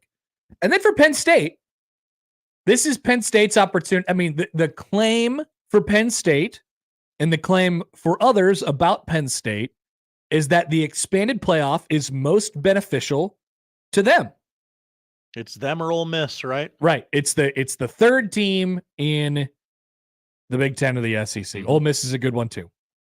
Can Penn State solidify its claim that there is a difference, that they are closer to Ohio State than they are to, I don't know if USC is kind of in a no man's land a little bit right now, but the 7 to 8 win, the Big Ten West, contender, whoever that might be, Iowa, or I know that there's no Big Ten West anymore, Iowa, Nebraska, Wisconsin. Can Penn State say we are definitively on that side of the line rather than being on the other side? Because what they have coming up, and Penn State got a break with their schedule this year. It's not It's I'm looking at it right now. not particularly challenging, Josh, but they do go to Wisconsin in 2 weeks and they get Ohio State in 3. I would argue at Wisconsin means nothing. Really? I'm not ready to write them all the way off yet. To Penn State, I imagine this means nothing. Going to Wisconsin, Josh? Yeah. You ever been up to Madison? I have They'll been give you to the business in Madison. I have not been there for a game. Oh, they give you the business up there. I heard they play the Golden Oldies in between quarters. Jump around? Yeah. They also play Build Me Up Buttercup. That's right. I love Build Me Up Buttercup. Good song. What a song. The whole crowd singing Build Me Up Buttercup. That's better than Jump Around. Hot take. Poll question? Okay. Is Build Me Up Buttercup better than Jump Around by, what is that? House of Pain? House of Pain, that's right. Fred Durst and Everlast. Okay. So, yeah, put that up at Happer Show. So Penn State is looking to solidify its claim that the expanded playoff is basically made for them. It's a big game for them, and they have slipped in these environments before. And then we have big time zone jump 2024, where Penn State has to go out there. And I'll say this, it doesn't seem like a good matchup on paper for USC, stopping the run and, you know, big dudes up front, right? It doesn't necessarily seem like their game. Although I was impressed with them with USC against Michigan. And Michigan, I know, is not what they have been. But interesting game. Narratives abound in Penn State and USC. The season's half over, and I don't really know what to think of USC, Michigan, Washington. Yeah. Like sort of that level of team. We're still sorting it all out. Probably means they're going to be a very middle of the road Big Ten team. Poll question, by the way, up at Happer Show, is Build Me Up Buttercup a better song than Jump Around? I don't think it's going to come back well for me, Josh. I don't think so, but people don't like Wisconsin. I think there will be more people on your side than you realize. Speaking of not knowing things about teams, let's head to Eugene. Ohio State and Oregon. How good are these teams? We don't know much about the Buckeyes yet. We know that they're very talented. We know that they're almost assuredly going to be in the college football playoff, but that's not their standard, making the college football playoff. Marshall, the only team that has scored more than 7 points on Ohio State this year. That's right. Nice job. But they haven't played anybody yet. Iowa.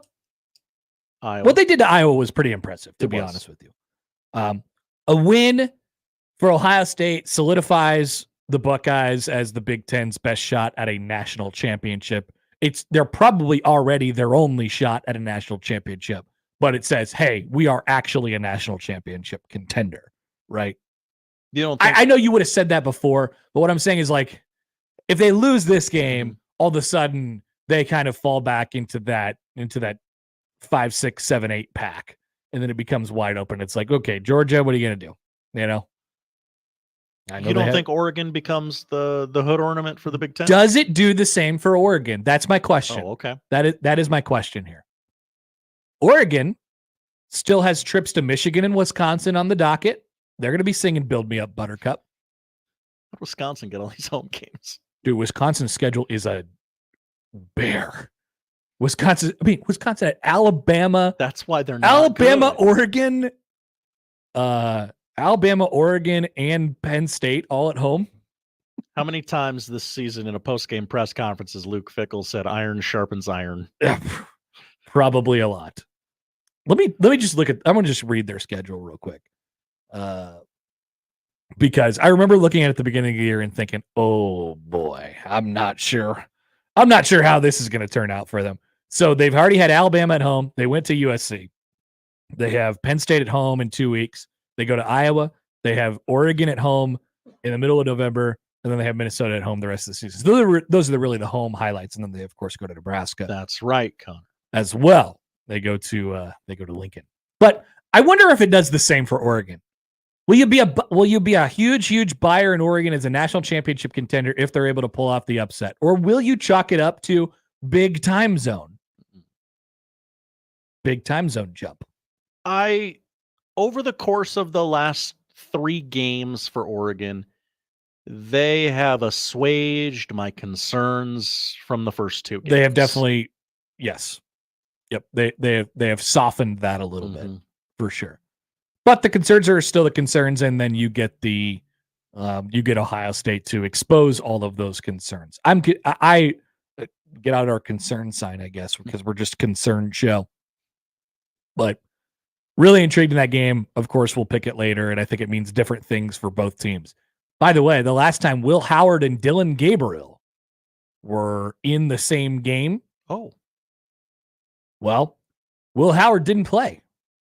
Oh, sad. He was watching Adrian Martinez, who led Kansas State to an upset victory in Norman, Oklahoma, the week after Dylan Gabriel and his team in Oklahoma slammed Nebraska in Lincoln the week after Nebraska had fired Scott Frost. Oh. What a circle of life we have, Josh. Wow. People forget that Will Howard is an old man. Well, he's only been a starting quarterback for like a year and a half. And we treat him as, even less than a year and a half. He was a starting quarterback at K-State all of last year, and then really started to work his way in at the tail end of the season for K-State in 2022. He was the prize guy in the transfer portal this year as it pertained to quarterbacks, maybe, aside from Cam Ward, I suppose, who ended up going to Miami. But, I have long expressed my concerns about Will Howard, and he is a good quarterback, and he will win you a bunch of games, and certainly he has the talent around him to allow him to look really good. But at Ohio State, when you're trying to win a national championship, you need a quarterback that's going to take you to the next level. I'm not so certain that Dylan Gabriel does that either, to be completely honest with you. So he feels like and I understand this is a bad example because I believe this person took Ohio State to a national championship game. Feels very Craig Krenzel-y. Craig Krenzel-y? Who? Will Howard. I'll give him more credit than Craig Krenzel. Okay. I'll give him more credit than Craig Krenzel. I think he's a better football player than Craig Krenzel. And he has more talent around him than Craig Krenzel did. Yeah, that is absolutely true. But he did take Ohio State to a national championship game. So there's the circle of life there. And obviously it's the big game of the weekend with Ohio State and Oregon. And shout out to NBC getting the Big Ten Saturday night for this. Big Ten Saturday night. And then we have Washington and Iowa. Now, these games get a little bit more noteworthy in the 12-team college football playoff era. Both teams have 2 losses. Is this a college football playoff eliminator game? Connor? Neither team is ranked. Why are you talking about college football playoff with either of them? Well, they're good. Mm-hmm. They're both good teams. But they both have 2 losses at this point. If you get to that third loss, you're in big trouble. Washington lost to Washington State and then Rutgers close. Washington feels like a good team that has just gotten in its way a couple times, especially late in games.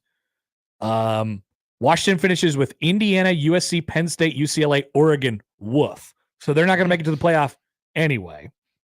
Iowa, their schedule looks a little lighter. Michigan State, Northwestern, Wisconsin, UCLA, Maryland, Nebraska. If Iowa wins on Saturday, they could still tell themselves, hey, look, we can do this. Our goals are still in front of us. We could be exactly what we thought we were going to be at the beginning of the year. It's a huge game in Iowa City. Huge game. Big noon. What were you going to say before I kept going? Well, I heard a college football podcast, national show. Yeah. Ask the exact same question. Is this a college football playoff eliminator game? And they said, you know what? Yes, it is. It kind of is. Yeah. It's weird. Neither of them have a ranking next to their name. Iowa just got blasted by Ohio State last week, but it kind of is. Yeah. Both of them, you assume, are going to, after they meet each other, rise a little bit through the middle part of their schedule. Yep. By the way, okay, so a couple emails here. And we'll pick those games a little bit later on for the record. Colin emails in. Colin in White Plains? No.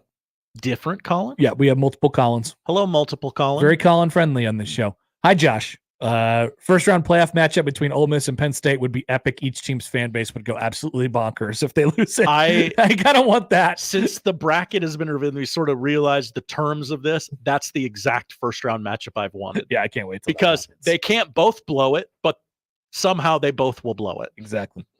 John emails in. Hi, John. on Lincoln Riley. How pissed do you think Lincoln Riley is on the inside?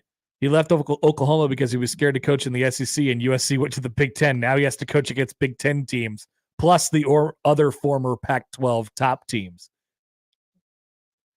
Yeah. They have a good team, but they might be 7-5 at the end of the year. That's going to be so weird. It's the grind of the Big Ten. I think they are much improved from last year, minus the quarterback position, but it's still got a pretty decent quarterback there.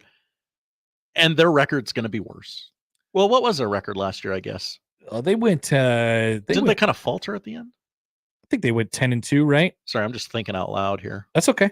That's all right. I can get you there. I can get you there. They went 8-5 last year. Yeah, okay. Yeah, they'll be about that this year.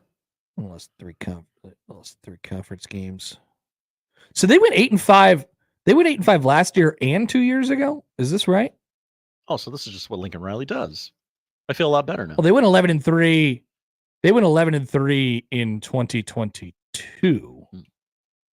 Yeah, Okay, I might have got that stat wrong that I said earlier. They lost 5 of their final 6 games last year, and the only game they won was Cal, 50-49. Hey, watch out for Cal, though. That's right. By the way, Ohio State Ross emails in. Hi, Ohio State Ross. He has a claim. Email subject line fun. Nighttime fun? Nope, just fun. Okay. Tomorrow night will look like these two teams play a completely different game. And then he links Dane Brugler's mock draft, which there's a whole bunch of Ohio State players in the first 30 picks. He's saying that Ohio State is going to wreck Oregon. I cannot rule that out. Yeah, I can't rule it out either. Can't rule it out. We'll see. Ohio State. I'm comparing Ohio State to previous iterations of Ohio State. They have not proven that yet. They haven't had the opportunity to. Very good, very workmanlike. They don't have the flash. They don't have the Maserati Marv of it all this year. Well, they actually might. We just don't know about it. We just haven't heard about them yet because they haven't really played at the big stage. Really Jeremiah Smith is pretty sweet. I really haven't watched a lot of them this year. It just hasn't been worth my time. Here they come. Watch Noah Eagle and Todd Blackledge on Big Ten Saturday night. All right. Also, Colin follows up with another email. Yes, can confirm the Connor Happer Show is a very Colin-friendly show. The most? People call me Colin sometimes when they think my name is Colin. Hello, Colin. That's all right. Colin Harper. That's my favorite show. We're a Colin-friendly show. Back after this with the odd news on 1620 The Zone.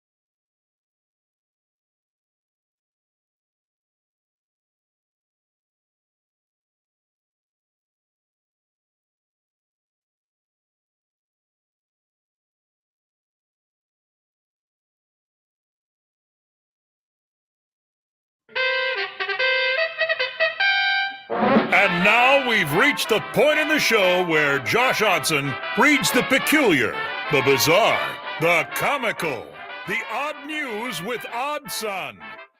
Odd news, Odd Son. See what we did there? The odd news with Oddson. That's time for the odd news. Josh, I got a discount Diet Coke. Oh, look at this. Put it on the camera. What's going to happen when I try to open that thing up? Dented cans are half off. What's going to happen? Do I need to wait? All right. I'll bet it's been like that for a long time. Okay. All right. As I drink my discount Powerade. I'm going to try it. All right, we're good. That made a good sound. Yep, we're alive. Okay. Odd news. Odd news. This isn't so much odd as it is just one of those annual reminders that we have to tell everybody. Seasoned sports fans usually know which side of the stadium to sit on to avoid staring directly into the sun for an entire game. But this week, there may be no avoiding Mother Nature's whims, even if you choose to watch the game at home. It's October, and that means it's satellite interference season, everybody. Oh, no. Yeah, that's right. The literal sun could screw up your ability to watch the game. Do you remember? What a weekend the sun picked. I believe it was last year. The sun wrecked the Red River game. Oh, that sounds right. Mm-hmm.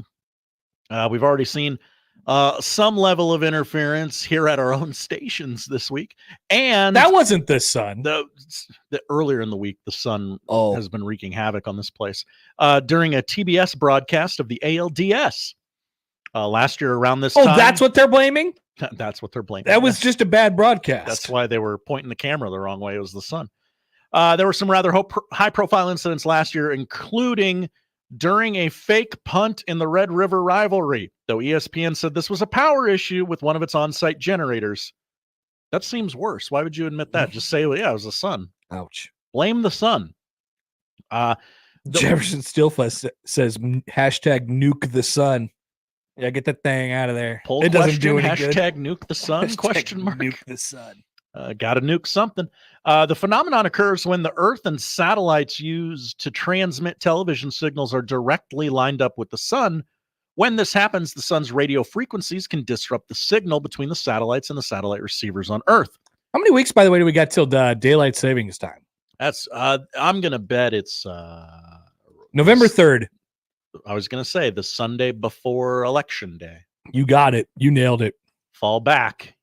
You get one more hour of those great ads that are bringing many people on many sides, many monies. I will be not present the day before Election Day because it's that's right. It's the kids' day at women's basketball, first game of the year, and so that'll be a tough morning for me. No, or do you get an extra hour? You lose the daylight, but you get an extra hour. Fall back, yeah. Okay. All right. Sorry, I was just that's a different thing. The sun. You got to do your thing, man. Okay. You got to do your thing. Connor rules on the sun. Yeah, you got to do your thing. You know, it's up to us to figure out ways around the sun. We go to Vegas for story number 2. Now we're talking. This isn't that kind of Vegas. It just happens to be in Vegas. Damn it. A man spent nearly 23 hours going up and down the stairs in his home to break the Guinness World Record for the fastest time to ascend and descend the height of Mount Everest on stairs. Wow. That sounds like a totally worthwhile activity. Sean Greasley had to climb and descend a distance of 29,031 feet and 5.5 inches on the stairs in his home to match the height of the world's tallest mountain. He live streamed his attempt on YouTube, finishing after 22 hours, 57 minutes, and 2 seconds. How do these people have this much time on their hand? I don't know. This is what I don't understand. Sean told the fine folks at Guinness, quote, I decided to break this record because nobody has done this before, not from sea level He's anyway. Got the brain of Connor Happer, it sounds like. I wanted to raise money for suicide prevention, a very noble cause. So I figured I would combine these 2 goals into one major goal. We were nearing the end of COVID, and I was having a lot of mental problems and issues which is why this charity is very close to my heart. Greasley added in some of his own rules during the attempt, including never touching the banister while on the stairs since, quote, you wouldn't have that on Everest. You quote. would have your skis, your poles. Yeah, you'd have that. I don't know. Actually, I don't know. I don't want to make claims about climbing Everest. Connor, let me do what the audience. I will not climb Everest, and I don't think that I could. Okay. Given as that I have gone hiking a couple times and can barely make it up the foothills of the Rockies. I would not be good at this. Okay. My heart would stop. Don't want that. No. So what happens when you die? Finally, we end in Seattle. Last night's football game. Oh, yeah. How'd that go? Who won? Seriously, I have no idea. The Niners won 36-24. I didn't watch it. Geno Smith made a lot of mistakes. You're talking like I should have watched it. I thought you might have had it on a secondary screen. I understand the Royals were playing playoff baseball. Yeah. Josh, you think there's going to be a secondary screen when the Royals are in a playoff game? Now, not happening. That game did end with 10 minutes to go in the fourth quarter. It did. You could have turned it over, but I imagine you were done with your television at that point. That's right. I sat in silence for a while, and I checked Twitter just briefly, and the people on my timeline were not like imploring me to watch. Yeah, there were that they didn't seem like it was that big of a deal. Normally, the NFL is very like front and center. This didn't make a blip on my radar. Interesting. Shout out to baseball. I watched the last 10 minutes of this game, and it still didn't make a blip on my radar. Wow. But here on the Connor Happer Show, we normalize puking at work. Seattle Seahawks receiver. Some do. And you're going to have to help me with this. Laviska Shenault Jr.? Laviska Shenault, yeah. Nailed it. Josh, where'd he go to college? Florida State. Colorado. The Buffaloes. He caught a lot of passes against Nebraska in the 2018 game. A lot. Young Shenault Jr. did. He had a 97-yard touchdown, Connor. Whoa, way to go. Shortly after go Buffs. Running the kickoff to the house, he got on one knee and puked his brains out. All right. A nasty moment went down during the third quarter of Thursday night football. Nasty. The highlight must have taken everything out of Shenault as he couldn't keep his lunch down shortly after the touchdown. Sure. It wasn't a pretty sight to see, and legendary broadcaster Al Michaels tried his best to provide some play-by-play of the incident. Oh, Al. Meanwhile, sickness on the sideline. Michaels said of the scene, Seahawks lost 36-24. And So he puked and you're cool with it. Okay. Yeah, I'm cool with it. Also, I don't know where I got this story. It might have been from Awful Announcing, but I would just like to look at that. Look at that, Connor. 24-36. Who wrote this? Yeah, somebody who's never seen a sport before. Wow, you put the big score first. Laviska Shenault in 2018 against Nebraska in Scott Frost's first game, 10 catches for 177 yards and a touchdown. A 97-yard touchdown, and he puked? No, his longest touchdown catch was 40 yards, and I don't remember him puking in this game. I do remember Steven Montez throwing it 50 times, though. 50 times. 50. Yep. It's probably Adrian Martinez's best game. It was his first. I wonder why. Interesting. Yeah, it is interesting, Josh. Thank you for those of you who are playing along in the Where'd He Go to College game. Josh. Oh, yeah. Josh is a loser and did not participate. Yeah, well, it's just he didn't even know imagine not knowing who Laviska Shenault is. It was just fun to be on the show. Former Carolina Panther, Laviska Shenault. How am I supposed to know any Panthers? If in my days of playing Madden, this is before NCAA football came out, I would always get Laviska Shenault on like a low impact signing, Give him a couple $1 million. You build him up. Yeah, I like this guy. I like Laviska Shenault. You feed him the rock. Poll question: do you like Laviska Shenault? Okay. Do you appreciate Laviska Shenault? Do you remember Laviska Shenault? Something like that. Do a Laviska Shenault poll question, Josh. All right, cool. Thanks. Thank you, Connor. Also, war crime to have that written out 24-36. Don't do that. Thank you. Also, puking at work? Normal. Is that what you were going to say? Don't let me put words in I your wasn't mouth. sure where I was going. Okay. I wasn't sure where I was going, but I support you. How very Pedro Martinez of you. I was going to have a take, but I don't know what I was going to say. Remember 04? We're back in the noon hour. Let's talk about the leadership in college football and what they think of some plans that they've gotten lately. Steven M Sipple will join us at the bottom of the hour. We'll ask what the hell coming up during the show today. And we might indulge you and talk about this Millard South thing that you guys are just dying to talk about. You don't have to. We might. I'd like to give the listeners what they want to hear. I don't know if you want to hear me not knowing anything about it. Sometimes, Connor, we know better. Sometimes, yeah. I don't know if this is one of those times. I'm just saying sometimes we know better. We're back after this on 1620 The Zone.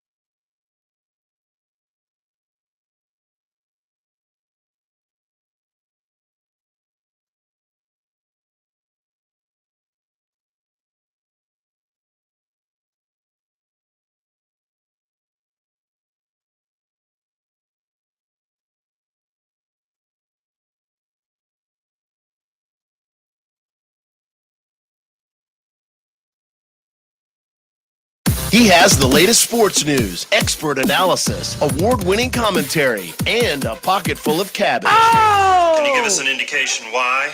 Just in case there's a sauerkraut emergency. I do it! Let's get back to the Connor Happer Show on 1620 The Zone. Thank you. Just in case. Josh, just in case. It happens more than you think. Just in case. Welcome back. It's Friday on the Connor Happer Show on 1620 The Zone and on 1620thezone.com. Coming up in 1 hour, I will give you the keys to a successful bye weekend. Point number 3, key number 3, you'll never see coming. I'm telling you, You're gonna have to just trust me. All right, I'll tune in for that. Yeah. All right. See you in an hour. Speaking of the bye weekend, Josh, I'm going to assume by your general disposition on life that you're going to be with me in lockstep on What the this. hell does that mean? I feel like I know you, and I feel like I know what you're going to say. You're probably right. So every time I see somebody talk about how they're not allowed to get married in the fall, what do you think when you think of fall weddings? Because what I say to fall weddings is foliage. Not foliage, foliage. Yes. What I say when I hear fall weddings, I think, oh wow, that seems nice. I mean, that's a fine idea. You get married in the fall, you get married in the summer, you get married in the spring, get married in the winter. Get married whenever you'd like. It's your wedding. Yeah. All right. But then, Josh, here's where the real opinions come in. Opinion alert. I have an opinion. It's when people get invited to fall weddings and then they say, don't have your wedding in the fall or you're canceled because I have to miss a weekend of football because I'm a barbarian and I could never do such a thing. Grow up. Grow up, everybody. I assume yeah, thank you. Thank you, Josh. I figured I'd get a standing O for that one. Maybe your best take. Grow up. I'm so sick of people. I'm so sick of listening to people. You're not a fall wedding should be outlawed. If you want me there, you better not have it during the Husker game. Guess what? I don't care. I don't give a rip whether you come or not. It's for me. Yeah. This is for me. It's my wedding.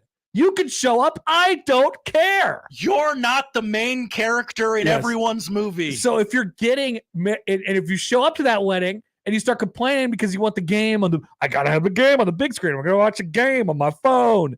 Guess what? You could, number one, you can give it up for a day. And number two, nobody cares. Nobody cares about your concerns. All right. It's a wedding. You're celebrating the marriage of two people that you're supposed to love. And all you could think about because you're a barbarian is football. I love football. I love watching football. And I love the idea of tomorrow having a great wide open day to watch football. But if I was invited to a wedding tomorrow, Josh, you know what I'd be excited to do? Watch the marriage of my friends and or family happily and maybe I check the scores every once in a while. Please, of course, you want to see it. Please. You want to see what's going on. I can't go. I got football. Give me a break. Grow up. I've watched, I think, 2 Nebraska football games live as they've happened over the last 6 years. And you know what? Yeah. Josh is not yelling at Nebraska to make their games on different times. How dare you play when Iowa Western plays? I'm traveling. You're not the main character. That's and right. You know it. I do. I go back. I watch it. I watch it without the stupid commercials. Here's a text from Swift. Hi, Swift. What about weddings where you're brought to and you don't know the people very well? Are we getting closer? Yeah, that's a little different. You're going to throw a hissy fit? I mean, no. Be an adult and support your partner who is dragging you to this thing that you don't want to go to. Good take. That's being an adult. Good take. Sometimes you have to do things you don't want to do. In fact, oftentimes you have to do things you don't want to do. I'm going to a wedding tonight. I don't know many people. Do you want to go to the wedding? You say, here's how you respond, Josh. It doesn't matter what I want. It doesn't matter what I want. We have a babysitter. So it's a little different. Like it's a special night. It's a special night. It sounds like a special night, Josh. So every time I see somebody say, I'm not allowed to get married in the fall, football. Not if you want me there. Have you heard about football? Guess what?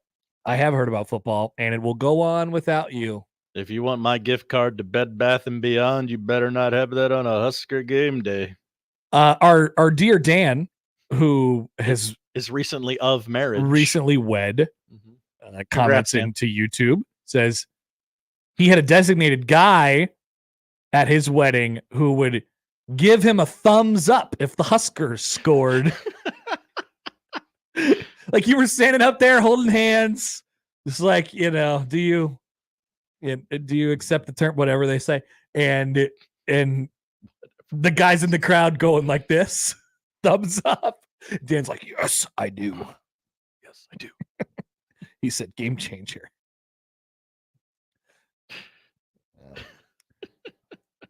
Dan says also, also, if you are being wed this weekend or a football weekend, you don't have to accommodate these people too much. Like, you don't have to go out of your way and set up a big screen, but understand that if the Huskers are playing, people are going to flock over to the nearest TV or the cell phone that has it up, whatever it might be. There's a mutual understanding that we need to just really get on board with here. On both sides. Can I say something to the brides in the audience, of which there are thousands? We love the brides. We love the brides. Women, listen up. Okay. Where are we headed? Where are we going? Generally, women tend to apologize for things when they don't need to. You do not need to walk around your own wedding reception apologizing. Don't even think about it. For, oh my gosh, thank you for coming. I'm so sorry. It was the only day we could get the thing during the Husker game. That's why it was available. No, don't do that. Be like me thinking about the 49ers Seahawks game last night. Didn't even exist. Didn't even happen. Didn't come up. Nope.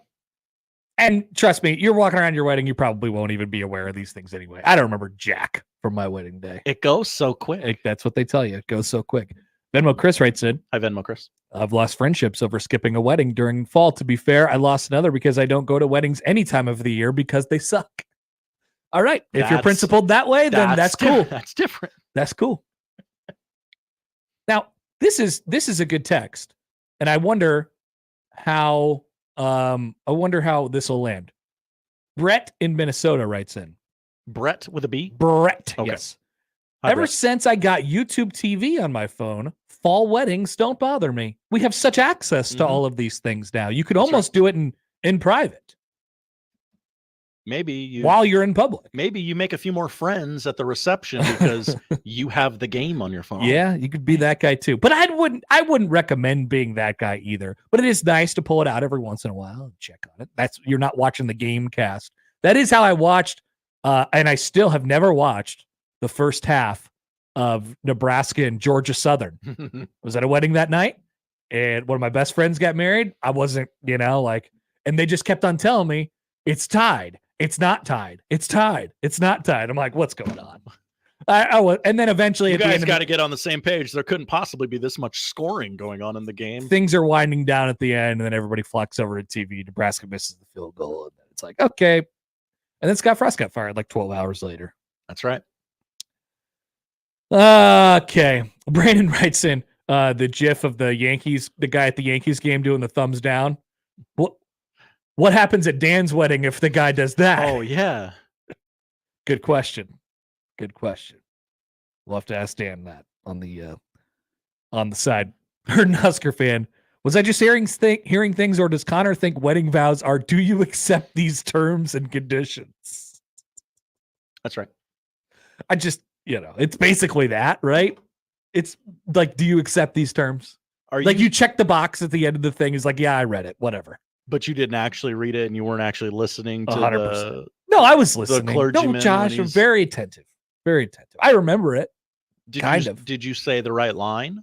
Yeah. I can repeat. I can repeat. My wife didn't. Really? Yeah, I can't remember if it was I will or I do, and I think she said I do, and we're supposed to say I will. She got the line wrong. That's not legal. I don't know if we're married. I had a mess up on my wedding certificate. It didn't end up getting signed and initialed by the correct people until a little too late at night. And then it was signed and initialed in the wrong place. There's whiteout all over it. There's scribbles all over it. We had to, we had a notary who was present at the wedding, who and he had to mark and initial some things, and okay. Yeah. So lot going on. I still have not seen that document. What a great guy to have around. I hope it's official. I agree. All right. So the Big Ten and the SEC just had their little summit meeting thing. And did you see, by the way, did you see the picture from the the joint press conference that the Petiti man and Sankey did yesterday? They were just at like a little table, and people noticed that Tony Petiti had some J's on or something like that. It was an odd thing. It just looked like they were pulled off to the side. So you watched this press conference. I didn't watch this press conference. This nothing but, I saw the picture. But you've seen the pictures from it. I saw the picture, yeah. And a National Football League game was played last night, and you have zero clue. Because the meeting adjourned before the Royals started. Okay. I was locked in, Josh. All right. One thing at a time. It's always locked in or locked on with you. So they discussed some of their thoughts on the future of the game. As we know from Project Rudy and others, college sports today, they have been on the receiving end of some proposals. They've seen some presentations over the last several weeks on the structure of how things may go going forward. And here is what Petiti, the Big Ten commissioner, said regarding the big picture of what many think might be coming down the line to these big conferences, which is private capital. Private capital, Josh. Private equity? Private. What's the difference? I have no idea. Private money coming in and infusing billions of dollars into these leagues and then getting paid back, whatever. The back end, they're trading it out for an ownership stake or whatever it is. We've seen this with we've seen this be explored by college football programs. We've seen this live golf. Have you ever heard of it? You know, that type of thing. I have, yes. All right. So let me just say first, we here at the Connor Happer Show welcome any private capital investment opportunities Yeah. I don't have any ownership stake in the show. Neither does Josh, but we'd be interested in selling some of it off for private capital money and an inflection of cash. We'll read whatever the hell you want us to read. The Big Ten, on the other hand, and the SEC say something differently. Quote from the Petiti man, I have yet to see a single thing in any plan that I've learned details about that contains things that we couldn't do ourselves and do with other colleagues, said Petiti, who included leagues beyond the Big Ten and the SEC. Quote, I don't see anything that's proprietary that anybody holds that we would need that someone else controls to do what they're talking about. It's basically schedule more good games, reorganize the way you play those games, like in terms of just tiering or going across and redoing divisions.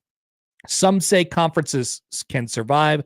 Some say you don't need conferences. At the end of the day, I think there's a strong commitment that we have the ability to do all of this ourselves. And I will say this, how excited do you think Tony Petiti and Greg Sankey were to learn about these opportunities to have these big, massive influxes of cash into their conferences to pay out their schools more and to get even more of it? I bet they were pretty excited. Yeah. Oh, people can just buy into this. But what they really want, conference? what they really don't want to give up is control, and for good reason. So I don't know if they're doing this. I don't know if they're saying, hey, we don't need any of that for the good of the game, or if they're just saying, hey, look, we can accomplish all these things ourselves. It's good to hear, honestly, truthfully, it is good to hear the leaders of the sport say, oh, no, I mean, if we come together on this, like if the Big Ten and the SEC are going to work together, then we're not going to need the, as it pertains to scheduling, break the games that they might play against each other interconference, like a Big Ten SEC challenge or something like that, in order to create more TV revenue, because that's what this is all about. At the end of the day, it's creating more TV revenue and more value for the schools and for the conferences as a whole. But an easy way to fix that problem is to just have the money given to you for a stake in the conference. So it's good to hear the real power brokers in the sport say, yeah, I just don't think we probably need to do that. It's a big first step, in my opinion. It's a big first step. Now, no guarantees on whether it will be, it will play out exactly that way.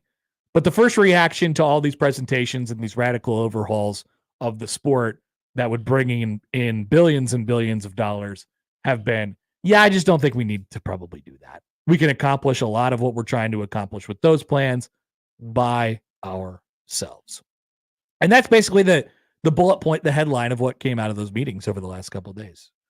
They saw two organizations, the College Student Football League and the Rudy Project, have unveiled separate plans to infuse billions of dollars of capital into college football and restructure it with tiered payments and relegation. But the Big Ten and the SEC have little interest in joining plans that curtails their power and influence. According to the league's latest tax returns, the Big Ten dispersed around $60.5 million to each of its 14 members, and the SEC shipped out north of $51 million to its 14 members.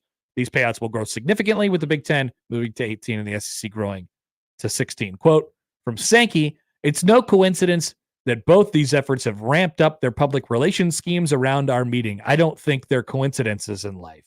And I also don't think it's coincidental that they've chosen to comment on both Tony and I.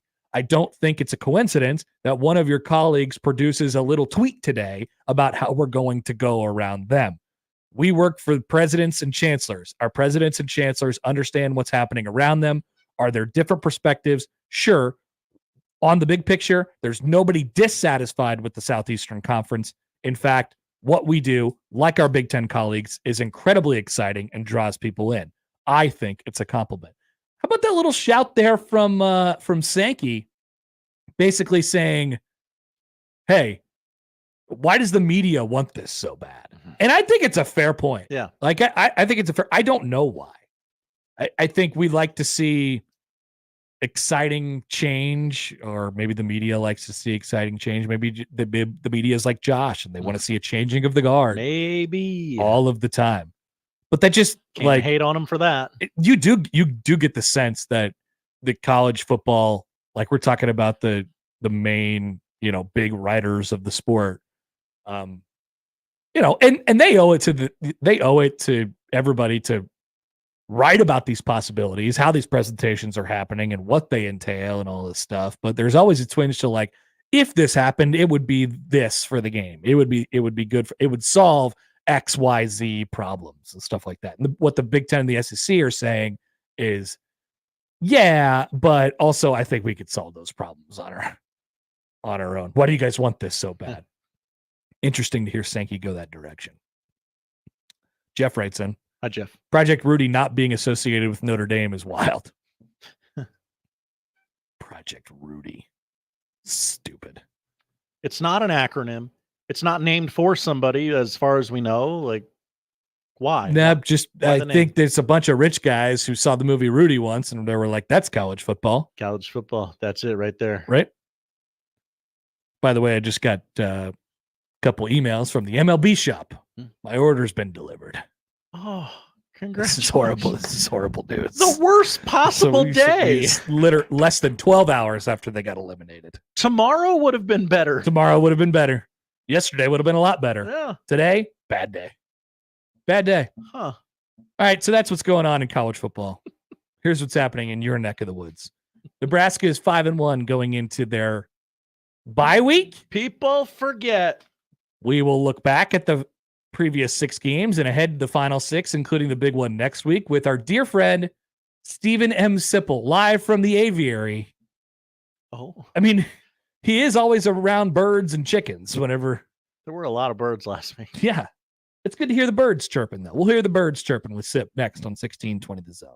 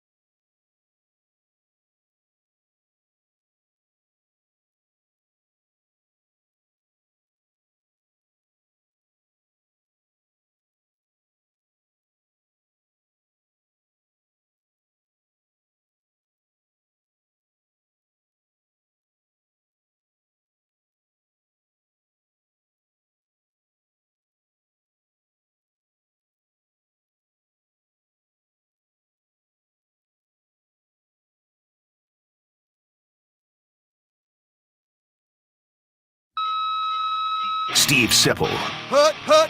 The conversation gets even more uncomfortable, okay? Omaha! Steve Sipple on the Connor Happer Show on 1620 The Zone. All right, Josh. We've made contact with Sipple. Yeah, talk to him. Sounded real good. Okay, so what? Why isn't he available for us to talk to you at this very moment on the air? Steven M Sipple, and this is going to surprise a big chunk of the audience, cannot talk to us right now because he is at the bank. He's at the bank. People go to the bank. That's a normal thing to do nowadays. I don't think that's right. When's the last time you went to a bank? You went inside of the bank. COVID. I went inside. It was very difficult because they just were not open, and I don't think they've opened since. I don't think you can go in a bank anymore. You can go in a bank. Oh, I went okay. I went inside a bank within the last 6 months to get my change, turn my change into like $40. That was cool. Yeah. Did they make you guess it before? And then no, but I had a number in my head. I guessed too high. It was less. And then Sad. before that, it was to do like my mortgage.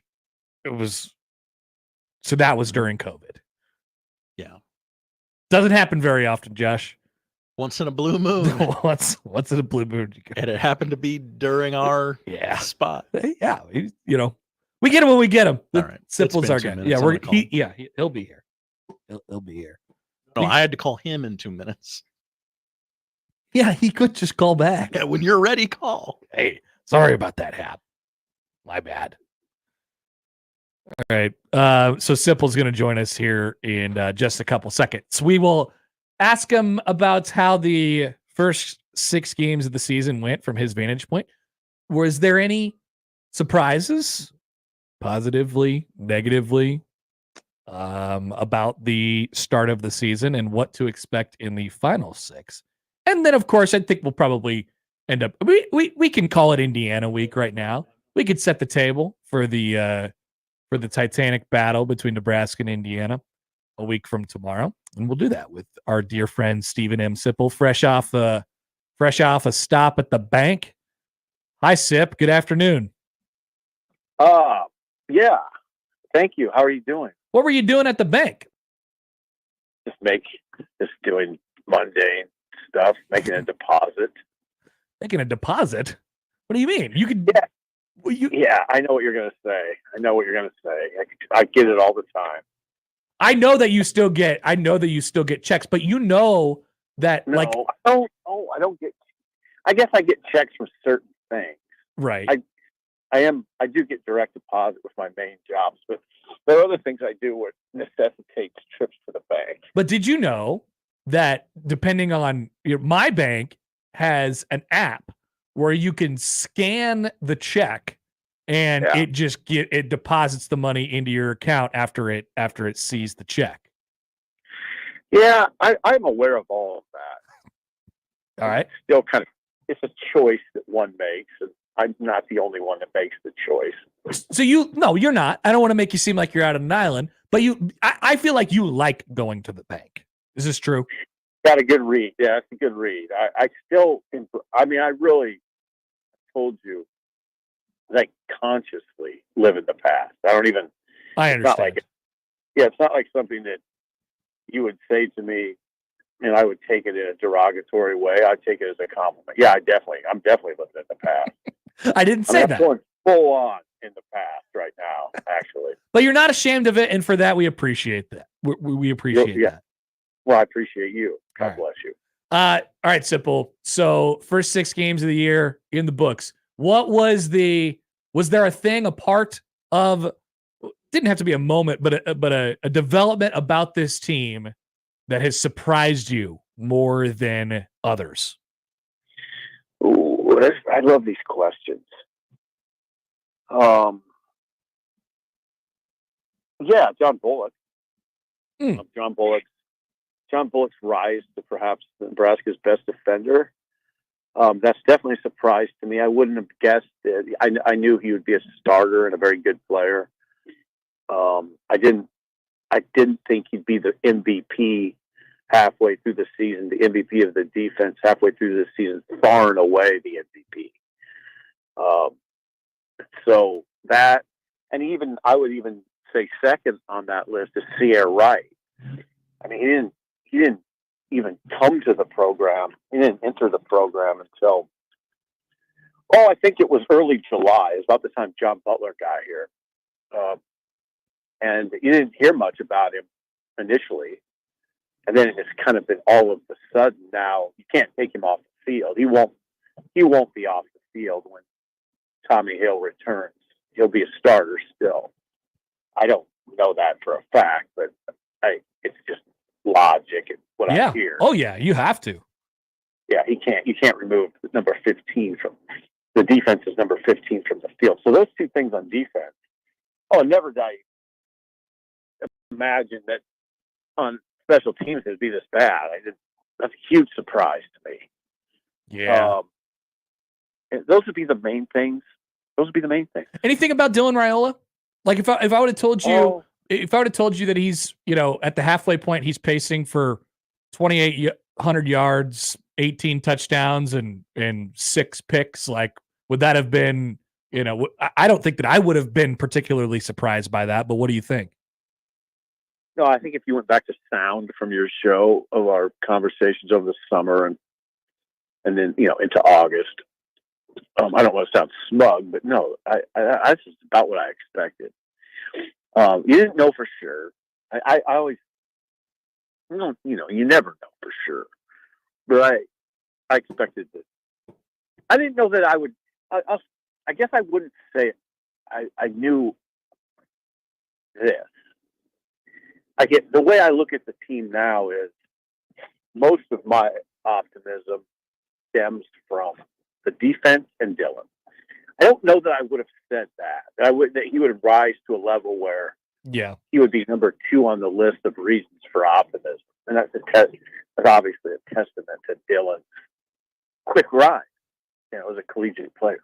No, he is I don't think we're talking about this point enough. And Nebraska has been they've turned the ball over only 4 times the entire year with the 3 interceptions and the 1 fumble. I mean, they set it out. They set out on a mission, and Rule said before the year, he was like, yeah, we want to go like, what did he say? Plus 10 in the turnover margin. Well, they're pacing for that right now. And everybody saw the minus 17 from last year. And they said, boy, I don't know. That's just a massive turnaround, but they are pacing for exactly that. The offense hasn't turned the football over, and the defense is getting turnovers at a good enough rate. They're seemingly +1 at least every game. There was one game where they went even in the turnover margin. Like, that's one of the things where I think people were hopeful that Nebraska could be in that range as far as the turnovers were concerned, but it's maybe even worked out better than we could have imagined. Oh yeah. I mean, that's definitely, what a development. I mean, what a beautiful mission, and to have it unfold this way, this deep into the season, that's significant progress. And for years we've spent a lot of time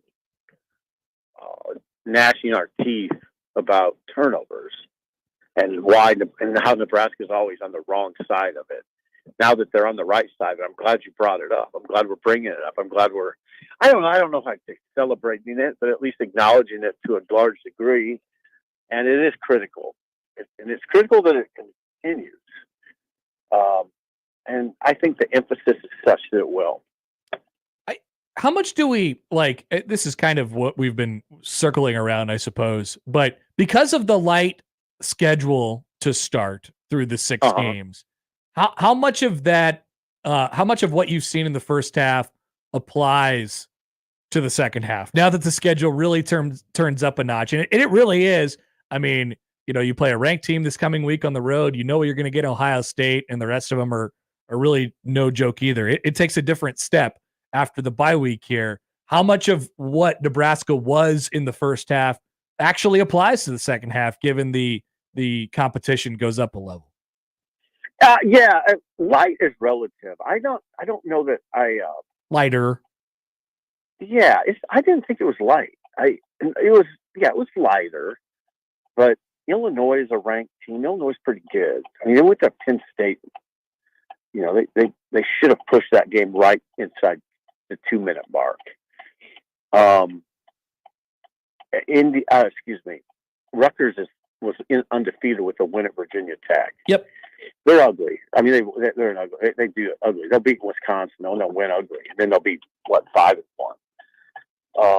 Colorado is not bad. No, that's actually one that has changed a little bit over the last couple of weeks. Yeah, I think they're pretty okay. Well, I think Illinois changed too from what we expected from Illinois this year. Illinois is actually pretty good. So I don't diminish what Nebraska's done, but they didn't. You know, Ohio State's. I mean, the Ohio State game it looms really large for a lot of reasons because it's the kind of game that can.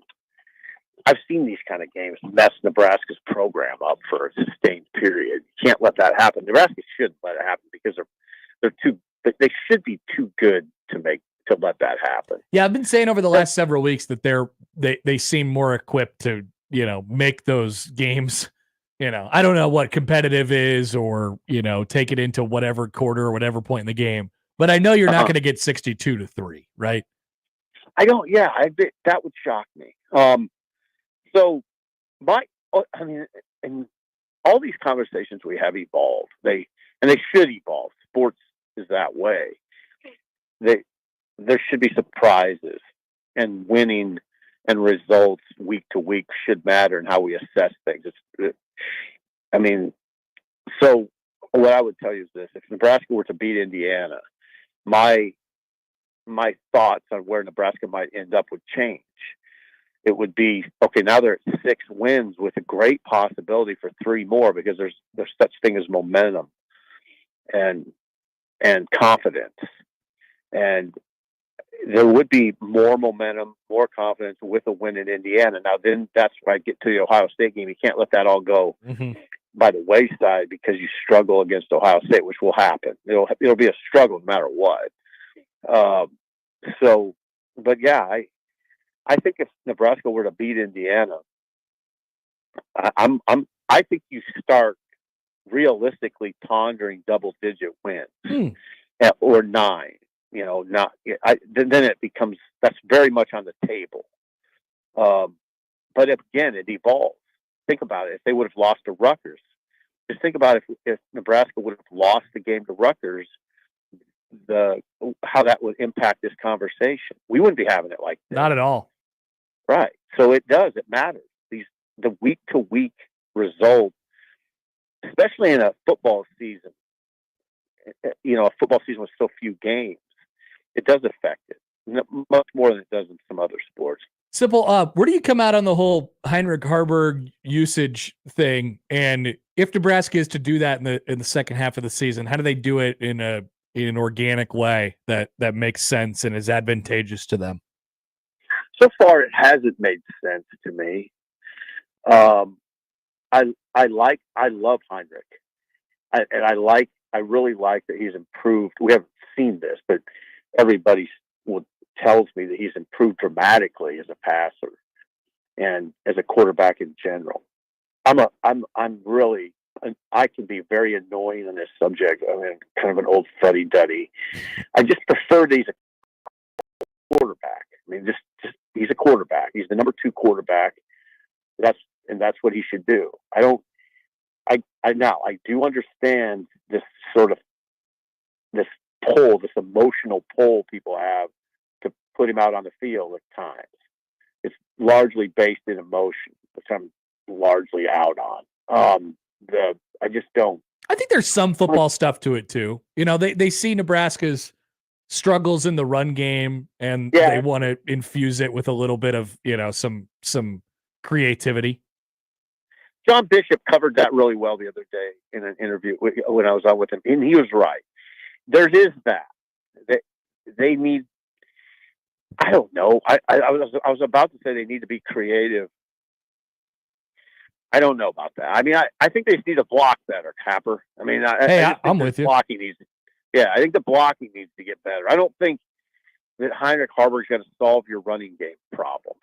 I mean, not in any sustained way. No, because you're tipping your you're tipping your hand when he's going into the game. If he, if he comes, like you kind of know what they're trying to do. Yeah, my answer to most of these discussions is you got to block and tackle better. Yeah. Now Nebraska's tackling better. Now they got to block better. But I get it. I get the whole. What it comes down to with me is that if I want to say this in a more positive sense, I respect Heinrich as a quarterback. I mean, I like him as a quarterback. I liked him last year as a quarterback. He was flawed, deeply flawed as a passer, but I always thought he had a lot of potential because of his arm strength. That throw he made in the spring game to Borkercher, I don't know, did it go for 60-yard touchdown, something like that? It was an elite throw, and he's capable of those, and he's gotten it again. We haven't seen it because Dylan's been okay. He hasn't been hurt.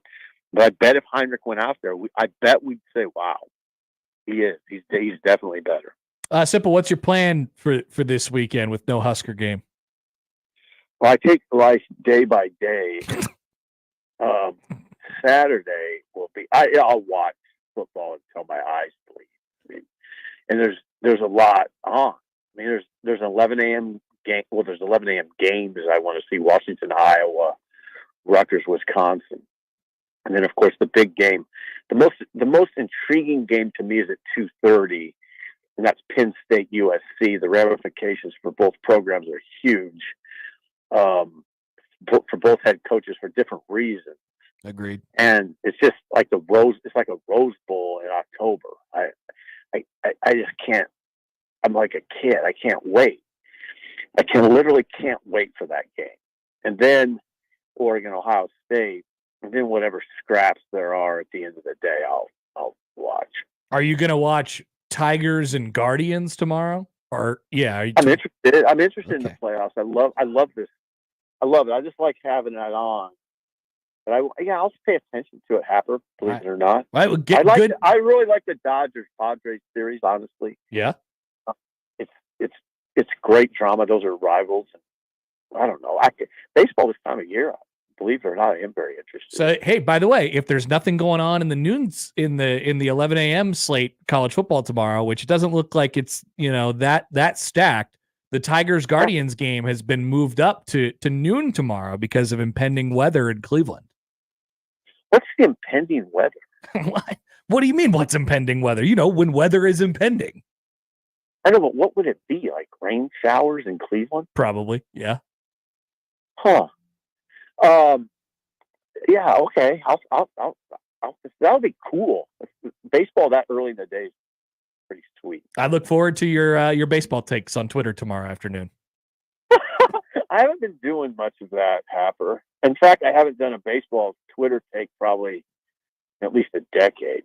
Send one out. Break the streak tomorrow. I'd like to see it. That'd be weird, wouldn't it? It would. All of a sudden, like, who's a famous baseball writer? Buster Olney. Yeah, he's still in the game. Yeah. Yeah. Probably won't do that. Yeah. All right. Sad. Have a good weekend. You sound like Josh. All right, I'll talk to you later. See you later. That's Steve Sipple, HuskerOnline.com. That's right. The Guardians-Tigers Game 5 moved up to noon tomorrow, just after noon, because of what's impending weather? What does that mean? What could that possibly mean? I don't know. Rain? I want to get the game in. Yeah. So the noon slate is a little light tomorrow. There's Red River starts at 2, but not much in terms of like ranked games. I mean, even in the Big Ten, there's not much going on with the exception of Washington and Iowa. But if that gets a little boring for your liking, check out Cleveland and Detroit. Why would it get boring, Connor? I don't know. Maybe because Iowa's playing. There's also Wisconsin and Rutgers at 11 if you want to get real bored. Sicko. Yeah, that'll be pretty fun too. All right, we'll be back. Finish out the hour. Don't forget, I have your keys to a successful bye weekend coming up. And we'll still ask, what the hell? Maybe this is a new segment that we could do, Josh. What the hell? I am intrigued. All right. We like to keep our segment ideas real simple around here. Hell. Situation alert. I have an opinion. And what the hell? Coming up next on 1620 The Zone.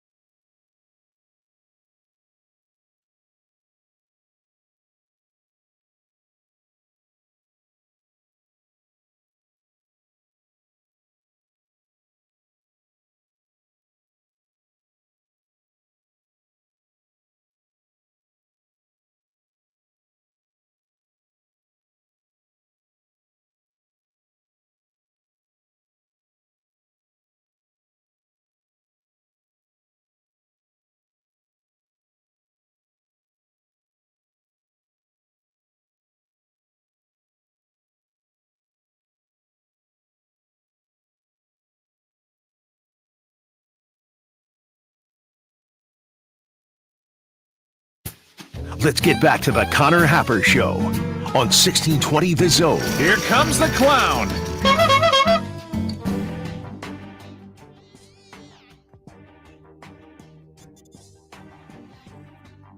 Before we make our picks for the weekend coming up in a little bit, don't forget to get your picks in for 25K four-quarter pick'em. It's open.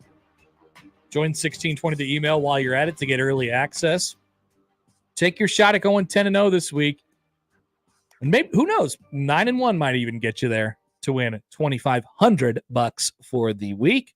Congratulations to last week's winner, John, who went home with hashtag regular size check yesterday. But the amount is very big. The amount is big. You could play now, 1620thezone.com. We pick all the games, the 10 games that we choose, straight up. Money line. Let us take care of your Christmas shopping. Ooh. Yeah. Will you be able to keep it in your pocket for the next 2 months, though? That's the question. You can buy now. And that's true. Hide. Yeah. You got to remember where you hid them. That's important. That is important. I did that this week. I said, God, am I going to remember that this is here? And we'll see. Man, Christmas shopping. I am not good at that. There's no way I could do a Christmas gift right now. I don't even do Christmas gifts probably till about the 19th. I'm bad at it. That's a strategy. Yeah. A strategy I've It doesn't employed usually work, Josh. many years. It doesn't usually work. Right. Let's play a little game of what the hell. All right. So I saw this tweet this morning and I said, what the hell? What's going on? It's from Rob Motti, who is a NFL writer for the Associated Press. The AP. The AP, we love the AP. Ranked Nebraska. Sickos. Cowards. Vikings quarterback Sam Darnold probably would have been a candidate for comeback player of the year. This is voted on by the voters of the Associated Press, just as the AP Top 25 is. But the AP issued guidance to its voters before the season, instructing them that the spirit of the award is to honor a player who has demonstrated resilience in the face of adversity by overcoming illness, physical injury, or other circumstances that led him to miss playing time the previous season.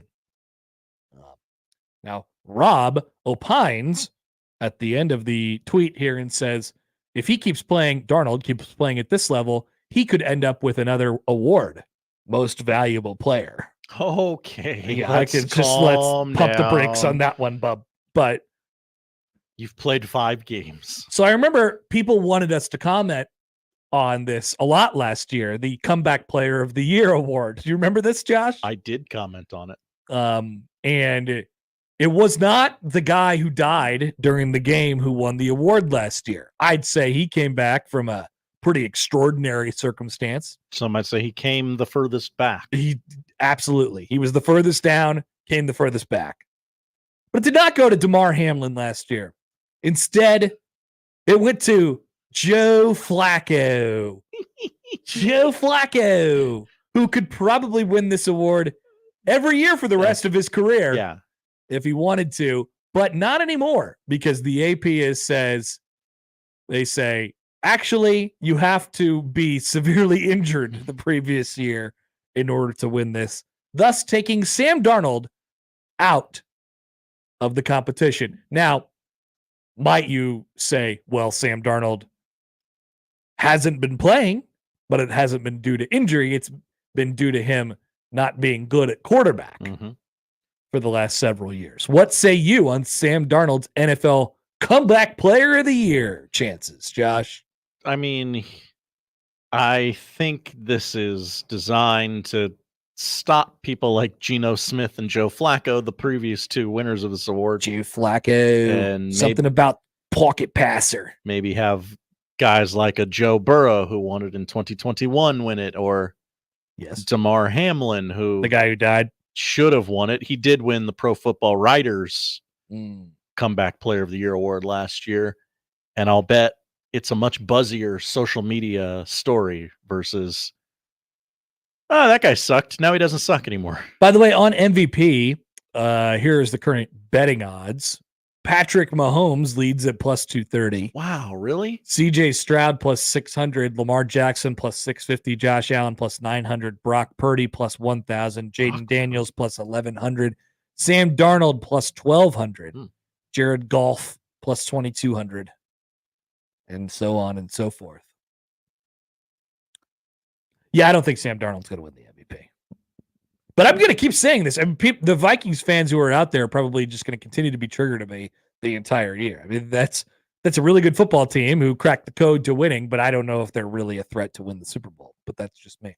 Very good defense. They've tried to quarterback-proof their offense. Yeah. And it's clearly working. Or maybe we need to just hashtag respect Sam Darnold in this show, Josh. I don't think Are that's you it. ready to respect Sam Darnold? No. Wow. Disrespect for Sam Darnold. Pumpkin watch is on. Oh, Josh loves Sam calling Darnold. people pumpkins. Who did you call pumpkin last? Missouri. Missouri. And you were right. I was. But you didn't go all the way in on it. I didn't. I thought it would happen later in the year. Yeah.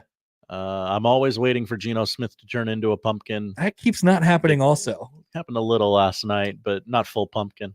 Not full pumpkin. I don't think you can be a pumpkin and then a non-pumpkin for years and then turn back into a pumpkin. You're waiting for Travis Kelce and Taylor Swift's relationship to turn into a pumpkin? Yeah, I do feel that there's an element of just a bunch of... At a certain point, they're just not a pumpkin, a bunch of rats in a trench coat together. At a certain point, you're just good. And you go past the ability to even fall back into pumpkinhood. That's right. Maybe Sam Darnold is approaching. Although we have a lot of evidence of him not being very good. That's right. Now, we have a lot of evidence of him being in very bad situations. We do. Mononucleosis. He got it. He famously. Carolina Panthers quarterback. He got it. Yeah. Those are both horrible diseases. Yes. One might be more horrible than the other. I'll let you decide. Aaron writes in. Hi, Aaron. Good decision on their part because he about bleeping died.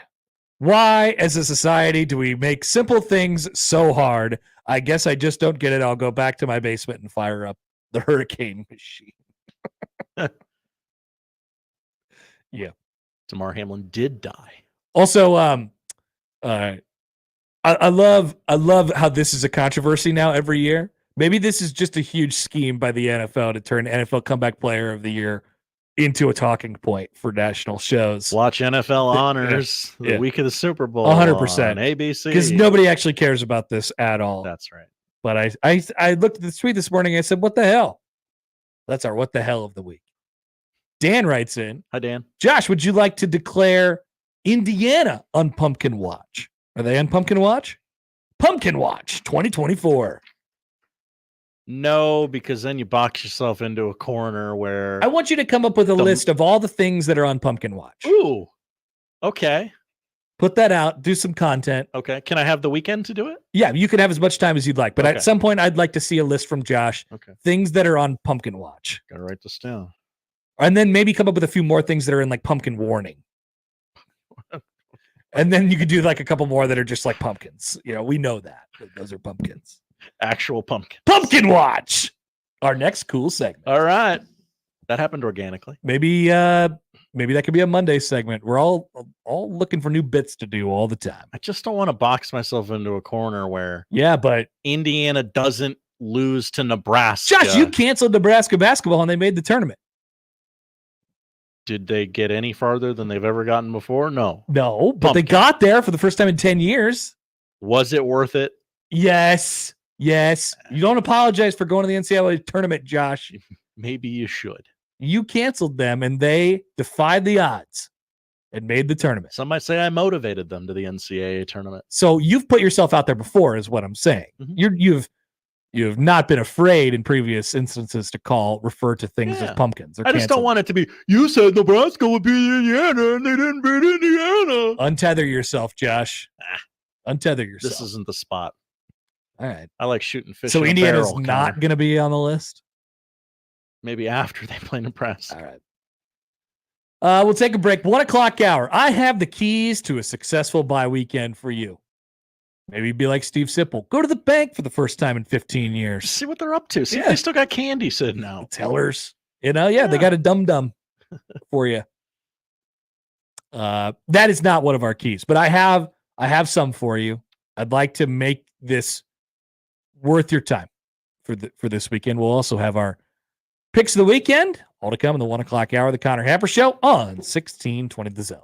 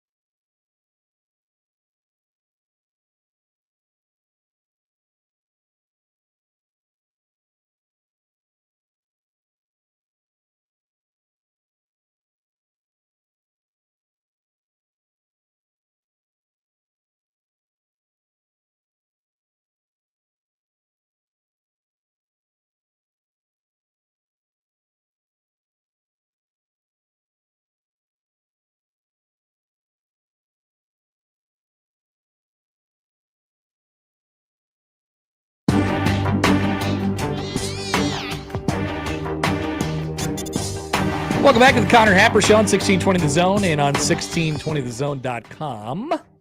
Royce tweets in at Happer Show. Hello, Royce. On the JTech Construction Zone Twitter feed. Can't wait for the pumpkin bit. And yes, Nebraska basketball is a pumpkin. So many are saying that I'm right. Hey, they beat Purdue last year. They did.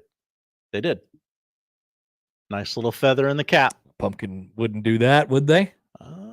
Actually, that's kind of the definition of a pumpkin, right? That's right. You have one big one and then not much happens. They made the tournament, Josh. I won't have you slander the Huskers.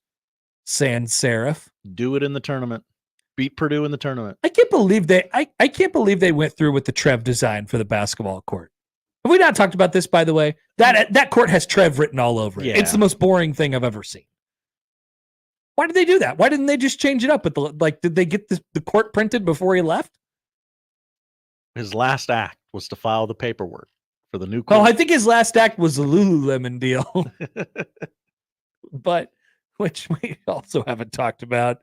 But yeah, it might have been that too. They have changed course and I think Mr. Yogurt kind of likes the alternate stuff. Seems that way. He's the one who's bringing in 1890, putting 1890 stuff on the field. He doesn't care what the logos look like. When it's a network TV game. Nebraska's got some sweet alternate logos. And their regular logo with the block in just so happens to be pretty bland and boring. Mm-hmm. I like Herbie playing every sport possible. Me too. Put him on more stuff. Mm-hmm. Incorporate him more. Put him in funny outfits like a wrestling singlet. There needs to be a like you can't go too far. Right. A couple of years ago before Trev got here, Nebraska had too many things going on. They were How wearing many basketball uniforms does this team have? They were wearing gray uniforms. Nobody was clear what their throwback logo was, but just like you could streamline it, but it also doesn't have to be the most simple thing of all time. Trev Court. All right, keys to your successful bye week. I got 3 of them, Josh. Number 3 might surprise you. Oh. Number 1 and number 2, in my mind, are very important. I want you guys and girls to be able to, although this is definitely skewed toward dudes, I will admit that. I know the target demo. And I'm a dude. I can only speak to dude stuff. I spoke to bride stuff earlier. That's true. Did you know what you were talking about? I had a pretty good hunch. All right. So I got a few things for you. These first 2 are pretty important as well, but I think the third one you're going to be surprised by. Number 1. And I formatted these just like the keys to the game, just like I would for the keys to the game. So they're supposed to have like creative names, and then I'll explain them. Number 1, let it breathe. All right, key number 1, let it breathe. Sunday in Omaha, Josh, the high temperature is 66 degrees. Okay. So don't forget to do this. Finally not 90. Open up those windows. If they haven't been open already, it's been a little tricky around these parts over the last couple of weeks. Do I turn on the AC? Do I turn on the heat?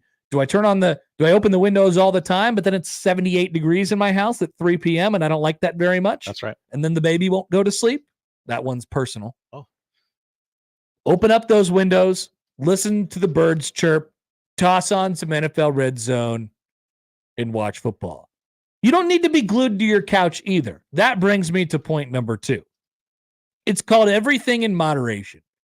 Everything in moderation, Josh. I know you have hopes and dreams, and your hopes or dreams are to, when Nebraska doesn't play, you are free from the responsibility of setting up your tailgates or going down to Lincoln and taking up a whole day of yours on Saturday. And so your dream is to sit around and do nothing all weekend. Listen, that's right. I love that idea, Josh. I love that idea. But I think the idea is better as a dream than it is as an actual reality.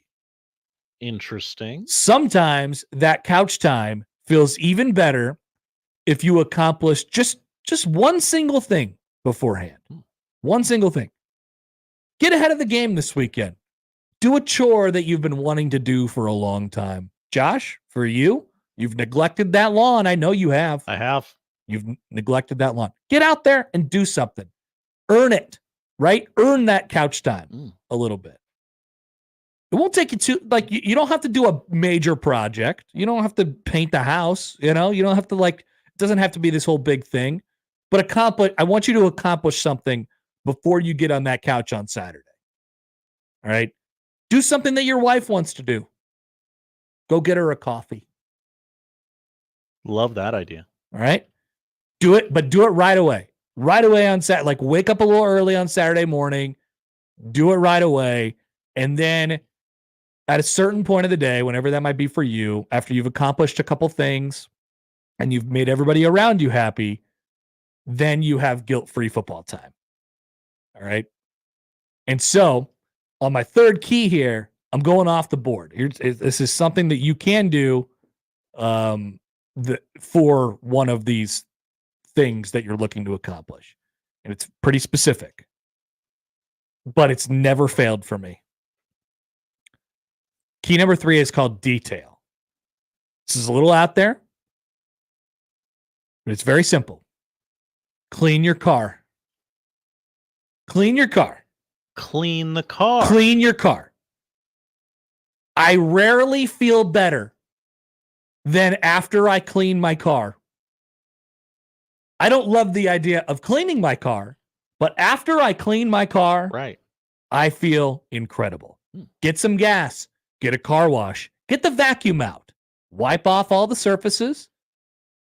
And then you just know the next time you get in that car, it's going to be a nice, fresh, good smelling, no half French fries all on the floor. Oh. All your surfaces are wiped off. Clean out the trash to the car. Like I said, wipe off the seats, whatever. Get the junk out of there. You can even use this as an opportunity to take all the summer stuff out of the car and put some winter stuff in the car. What's that mean? I don't know. Maybe put a shovel in there. Shovel. Gloves. Something like that. Bag of sand. You don't have to do that yet. Maybe this is the rare time of the year where it could just be empty. Empty. Your car is, imagine your car and it is completely empty. There's nothing in it. And everything is clean and it's full of gas and your tires are shined. Clean your car. I want to see people cleaning their cars this weekend. Go outside, clean them in the driveway. You can go to one of your local car washes, which we love, and you can take many. You could take a spin through the car wash and then go out to park in the area where you clean your car, and that works too. But I think I feel most accomplished in my life when I take my car out in the driveway, I clean my car inside and out, and then I pull it back into the. It doesn't take that long. It'll only take you like an hour or something like that. I want to see tweets from people this weekend cleaning their cars. At Connor Happer. Clean that car. Show. Clean your cars. I want to see all the folks of Omaha cleaning their cars this weekend. Go clean your car. Get that shop vac out. Get in the nooks. Get in the crannies. Detail that bad boy. That's my key. I know it's a little out there. I tend to look at things differently than people do, but I'm telling you, you're not going to be sad after you clean your car. You'll be very happy after you clean your car. Don't worry about it. It doesn't precipitate in this part of the world anymore. That's right. It'll never rain again. You'd think with District 2 being such a swing state, they would control the weather, but they're not. It's interesting. I can't comment on that one way or the other, Josh. I don't know. I don't know what they're saying about but you're right. It hasn't rained in a long time. So also a note for the clean car, you got to get that back to where it's, get that thing back in the garage, right? Because there's going to be dust all over that sucker. Yeah. You don't want to you just put the car in the, so this will help on your journey to get to the couch. Get the car back in the garage, close up the house, and then you can get on the couch after that. I park outside. I let my wife park inside. Oh, my car is dusty. Oh, wow. So it's out there. You got what? What's your garage situation? We just got a 1-car garage. You got a 1 stall. Yeah. Interesting. Some people have the 2 stalls, but they have the they got a bunch of junk on half of it, so they can't fit. Oh boy, I don't like that. No, I don't like that. Also, I've noticed an influx of people. There's a lot of people in my neighborhood who do activities in their garage. They sit in their garage. They have a TV in their It's become garage. like a social hangout. Yeah, people just go to the garage. Oh, I don't. It's the new is the garage the new basement? Is the garage the new basement? I don't like that as a. I don't either. As a place. It's not as to temperature hang. controlled as I Yeah. want it to be. I like the idea that it has a big garage door on it. That's cool. You get the weather coming in and everything like that. But no, I'd rather have the basement. Nah, I don't like this. All right. By the way, we get an email here from Bullet Point Bob. Hi, BPB. Conan, did Josh want to see the Herbie in a wrestling singlet? It's at Shields right now. Herbie in a wrestling singlet. There he is. I've seen him. I went to Shields 2 weekends ago. Did you get a Herbie in the wrestling? I did singlet? not. I believe he's carrying a football. You love wrestling though, Josh. I do. All right. Talk about it constantly. Any comments here? Travis says garages are for cars, not for junk. Good take. Good take. Although there's definitely always going to be some junk in the garage. Definitely, that's where the junk goes. You can't help that. As long as there's enough room for both the junk and the cars. Always save enough room for the cars. Clean your car, everybody. I want to see people cleaning their cars this weekend. Send me your tweets of people cleaning your cars. That's what I got for you. I'm telling you, it's going to help. Those are our keys to the game this weekend. Enjoy your bye, everybody. Time to pick some college football games when we return on the Connor Happer Show on 1620 The Zone.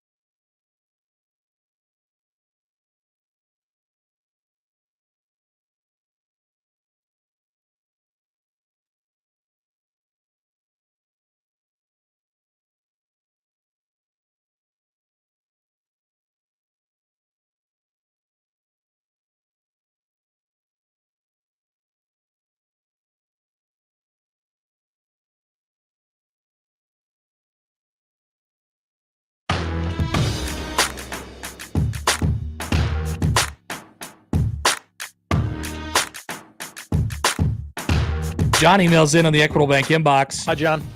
You need to get yourself a 3-car garage.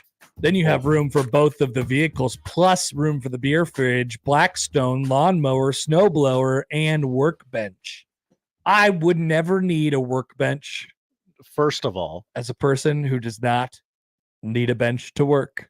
First of all, I work in radio. I will never have a 3-car garage. Really? You're just resigned to you will never have a 3-car garage. Yeah, Connor. I really want a 3-car garage one day. I'm not closing the door to myself having a 3-car garage one day. Let me tell you what's in my 1-car garage. Is it junk? The 1 car. Yeah. The snowblower. Yeah. The lib machine. Yep. A workbench. The beer fridge. See, you got the best of both worlds. I do. You have a workbench and a lib machine. Mm-hmm. Look at that. Get you a man's who could do both. That's right. To the picks for the weekend, Josh. Let's do it. By the way, from last week, okay, hold on. Did I count these right?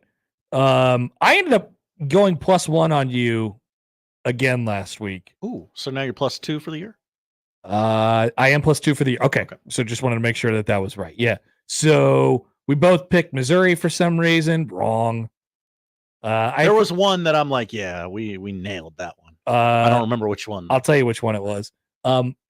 You took Ohio State and I took Iowa for some reason, so you got +1 on me there. I got it back with Ole Miss. You had South Carolina. We both lost on Michigan last week against Washington, but we both won on Arkansas. Told you. Against Tennessee. And I took the dub on Nebraska -6.5, and you took a big fat L because you're a big Nebraska hater. No, I predicted them to win. You predicted them to win, but you didn't predict them to win by enough. Huh. Yeah, that is. You took them to win by 4. You're right. They won by 6. They had to win by 6.5. They won by 7. Damn.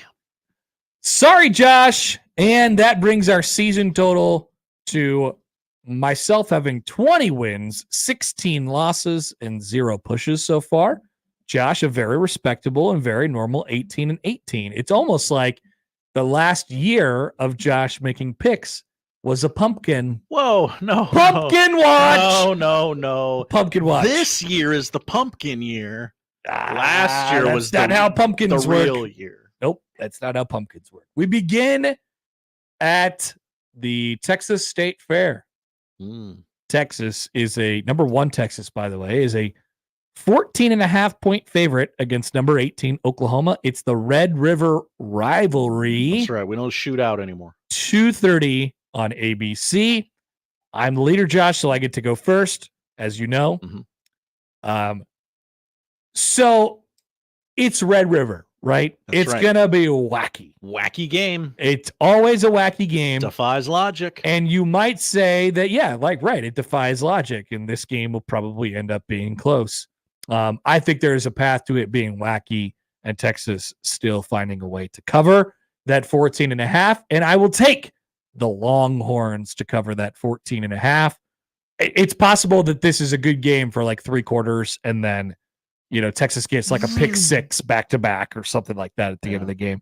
And you'll say, oh, wow, Oklahoma was pretty close, but Texas still ended up covering. And that's exactly what I'm predicting to happen. We take you to the Texas State Fair, 120th meeting, Connor. Corn dogs. First time as SEC opponents. Yeah. How many times are you going to hear that? A lot. On Saturday. I am also with you. I believe that I'm going to spit in the face of logic and take Texas here. They are the closest thing we have to a wagon in this sport. Corn dogs. Tell me about what's the story you were reading earlier about the corn dogs? There's a corn dog there at the State Fair. It's very popular. I love corn dogs. It's been there 85 years or something like that. I love a good corn dog. I love a historical corn dog, even better than a regular corn dog. Poll question up at Happer Show. Do you love a historical corn dog? Better than a regular corn dog. When a corn dog's got a little story to it, sure, I'm in on that. When we were in Vegas at the pool thing at Circa, so people kept telling me it became a corn dog with some legend, right? Mm-hmm. People kept telling me get the lobster corn dogs. Get the lobster corn dogs. Get Corn the dog? lobster corn dogs. And guess what I did the second time when I went back for the second time in 2 weeks? I got the lobster corn dogs. Oh. And they were magical. Thank you, Travis. Fletcher's. I couldn't remember the name Fletcher's. of the corn dog. There you go. I love a historical corn dog. Game number 2. Number 4, Penn State is a 4.5-point favorite at USC. 2:30 CBS. By the way, let me make sure these lines are right as well. But Josh, you're up first on this one. Penn State, USC. Everyone will complain about the terror of travel in the Big Ten Traveling Conference. Cannot come true. Oh, let's adjust this. By the way, 3.5. 3.5, and maybe I'll adjust Texas too if it is different. Give me 1 second. Let's see if it changes it for you at all. 14.5 still. Never mind. Does not change a thing. Nope. We need USC to win for our narratives to be correct. Everyone counting out the Trojans after a kind of embarrassing loss at Minnesota. College football is weird, so I am taking the Trojans. So we're railing against the narrative while also picking directly into the narrative. That's right.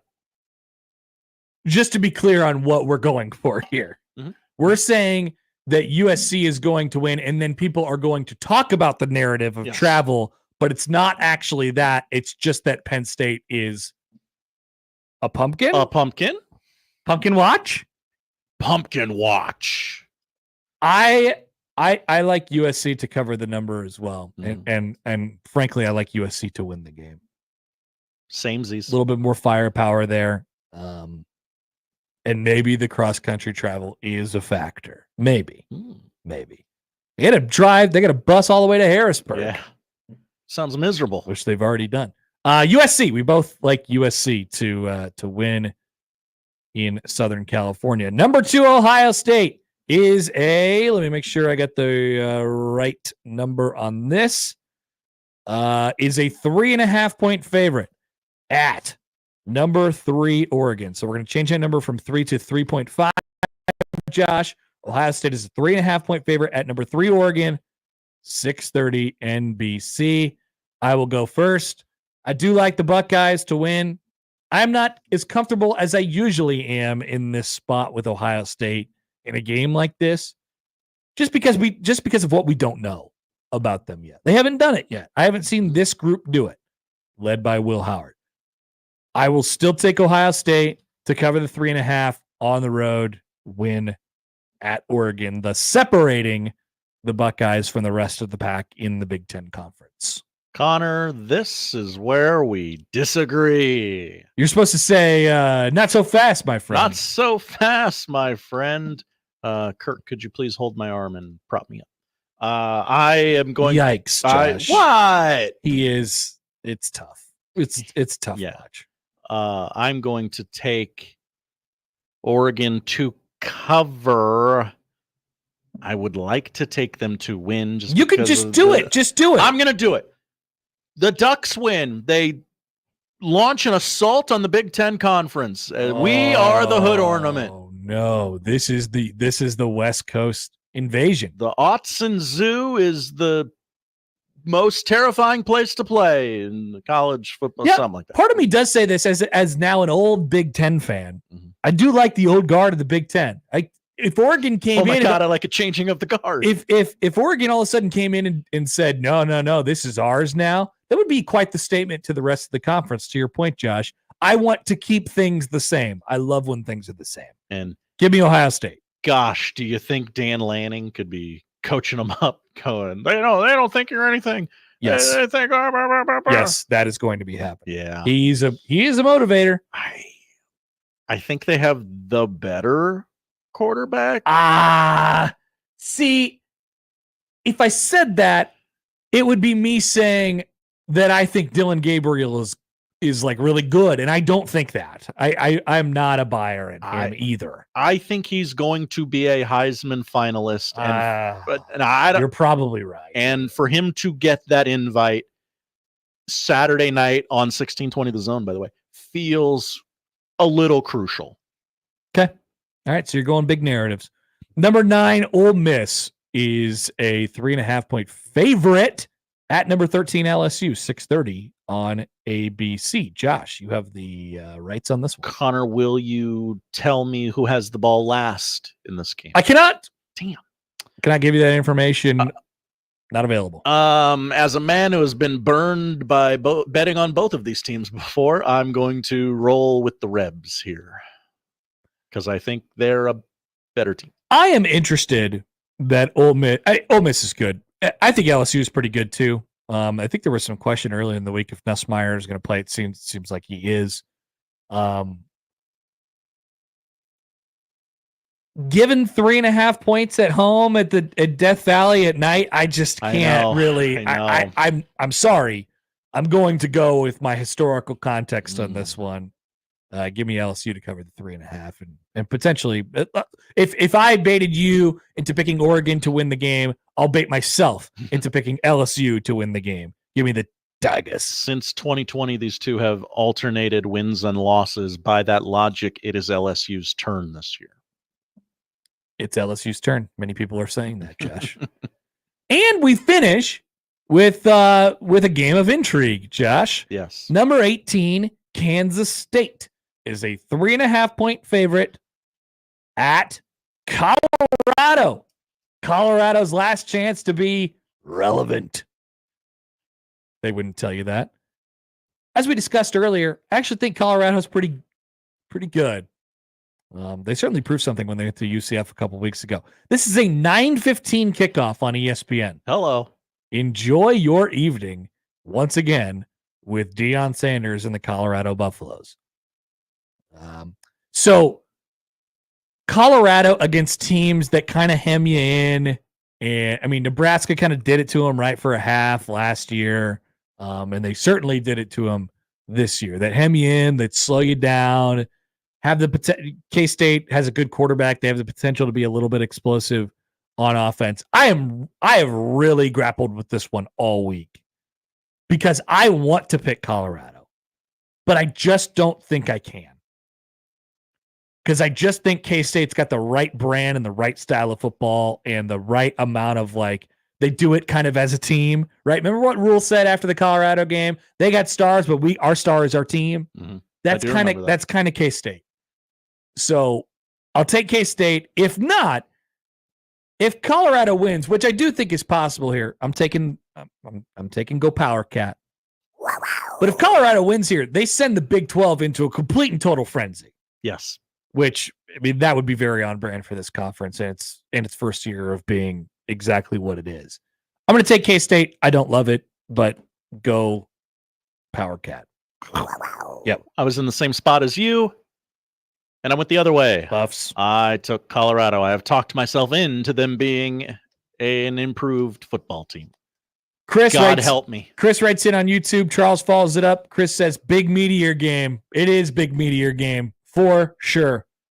Although I don't really care I don't need K-State to be big meteor. I have respect for K-State. I don't. I respect that. I don't mind K-State, but Charles says huge meteor game. Yeah, this might be your big meteor game of the week. Maybe we should do that, Josh. Big meteor game of the week. Ooh. Write that down. Okay. Put that in your little notes. I'll get it next to the pumpkins. Big meteor game of the week is this thing we're going to start doing next week. All right, so we're on the opposite side of a couple games. That is your slate, and it is a good one in college football. We'll be back with the polls. We'll tell you what to watch on the other side in the Connor Happer Show on 1620 The Zone.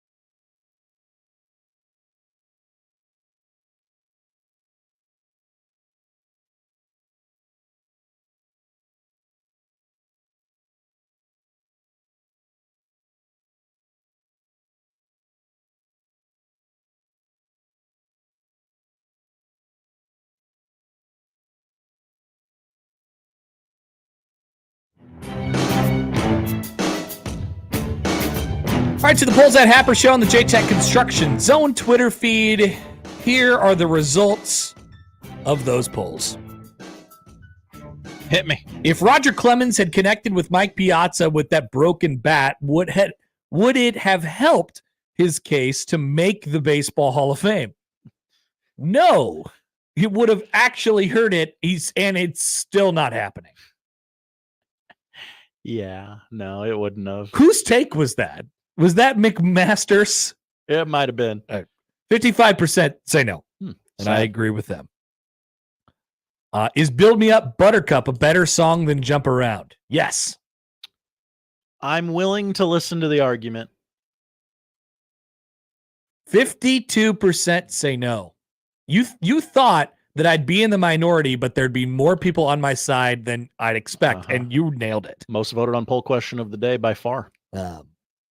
I'm voting yes there. 48% are with me. Do you appreciate Laviska Shenault Jr.? I do. I love that guy. Not until last night when he puked at work, and we have a support group. It meets on Tuesdays. 60-40 no. Is the garage the new basement? It seems that way. I'm hearing this more and more. 66% say yes. And finally, do you love a historical corn dog? Bet your ass I do. I do. I love a corn dog with a story. 77% say yes. Those are the polls. Josh, what are we watching tonight? We're going to watch a little baseball tonight. Dodgers host the Padres. Game 5, winner to the NLCS to take on the New York Mets. 7 o'clock tonight on Big Fox. Quick turnaround because Game 1 of the NLCS, which will be hosted by whoever wins this game tonight. That's right. Is Sunday, 7 o'clock on Big Fox tomorrow. Baseball. Yeah. So what do the Mets do? Do they just head west? Go slow. We'll tell you where to go. It's like, yeah, it's not that far away. You probably fly into LAX and figure it out from there, right? Maybe. Actually, you'd probably rather just hang out in San Diego. I hear it's lovely. You'd rather go to San Diego than you'd go to LA, right? Definitely. Okay. Yeah, grab some burritos. Tigers guards tomorrow in Cleveland. I assume Tarik Skubal is pitching. I guess I have not seen that. He's confirmed. pitching. Okay. Yeah. He's pitching. Winner goes to the ALCS to take on the Yankees. Noon tomorrow on TBS. Impending Max. weather. What's impending weather? Impending weather. This game has had 3 different start times in the last 12 hours. We have landed on noon tomorrow on TBS. NFL games you're going to see here in Omaha, 9 a.m. Sunday. NFL Network has Jags Bears from London. It counts as a football game. Hello. Commanders Ravens, noon Sunday, CBS. Also at that same time on Fox is Cardinals Packers, followed at 3 o'clock by Lions Cowboys in Dallas. And then Sunday Night Football is Bengals Giants. College football tonight. The baseball has bumped Northwestern at Maryland to FS1. Ouch!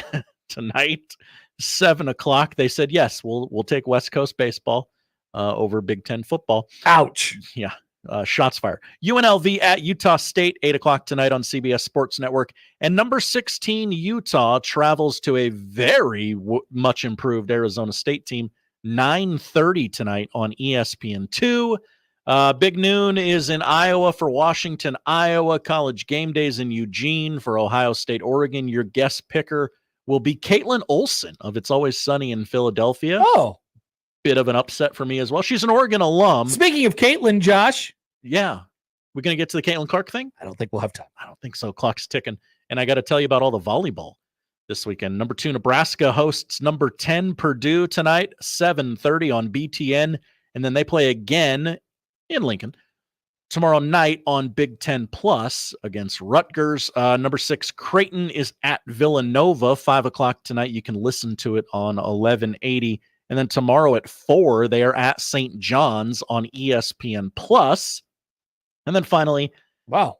You can listen to Creighton volleyball tonight on 1180 on the road? Oh, yeah. No, it's a road game. You can't. No. Yeah.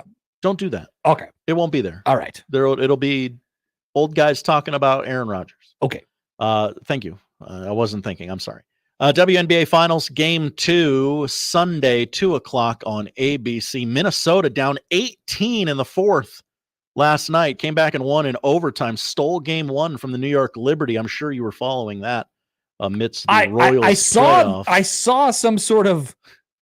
It was like I was walking around, and then there was like I was in Target, and then there was a commotion over on the far side of the store.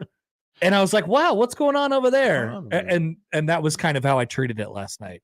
So Minnesota with a surprising 1-0 lead over the super team that is the New York Liberty. Libs. Game 2 of the best of 5, which will be a best of 7 next year when Caitlin Clark makes the WNBA Finals. That was announced yesterday. Oh, wow. Caitlin Clark's going to be in the WNBA Finals. That was announced? Well... That is a story worth talking about. That's a little bit of speculation on my part. All right. Josh is putting his guesses out there. Thank you, Josh. Thank you, Connor. That's what we're watching. That's the show. If you missed anything, you can find it all on our website, 1620thezone.com. The crossover is next.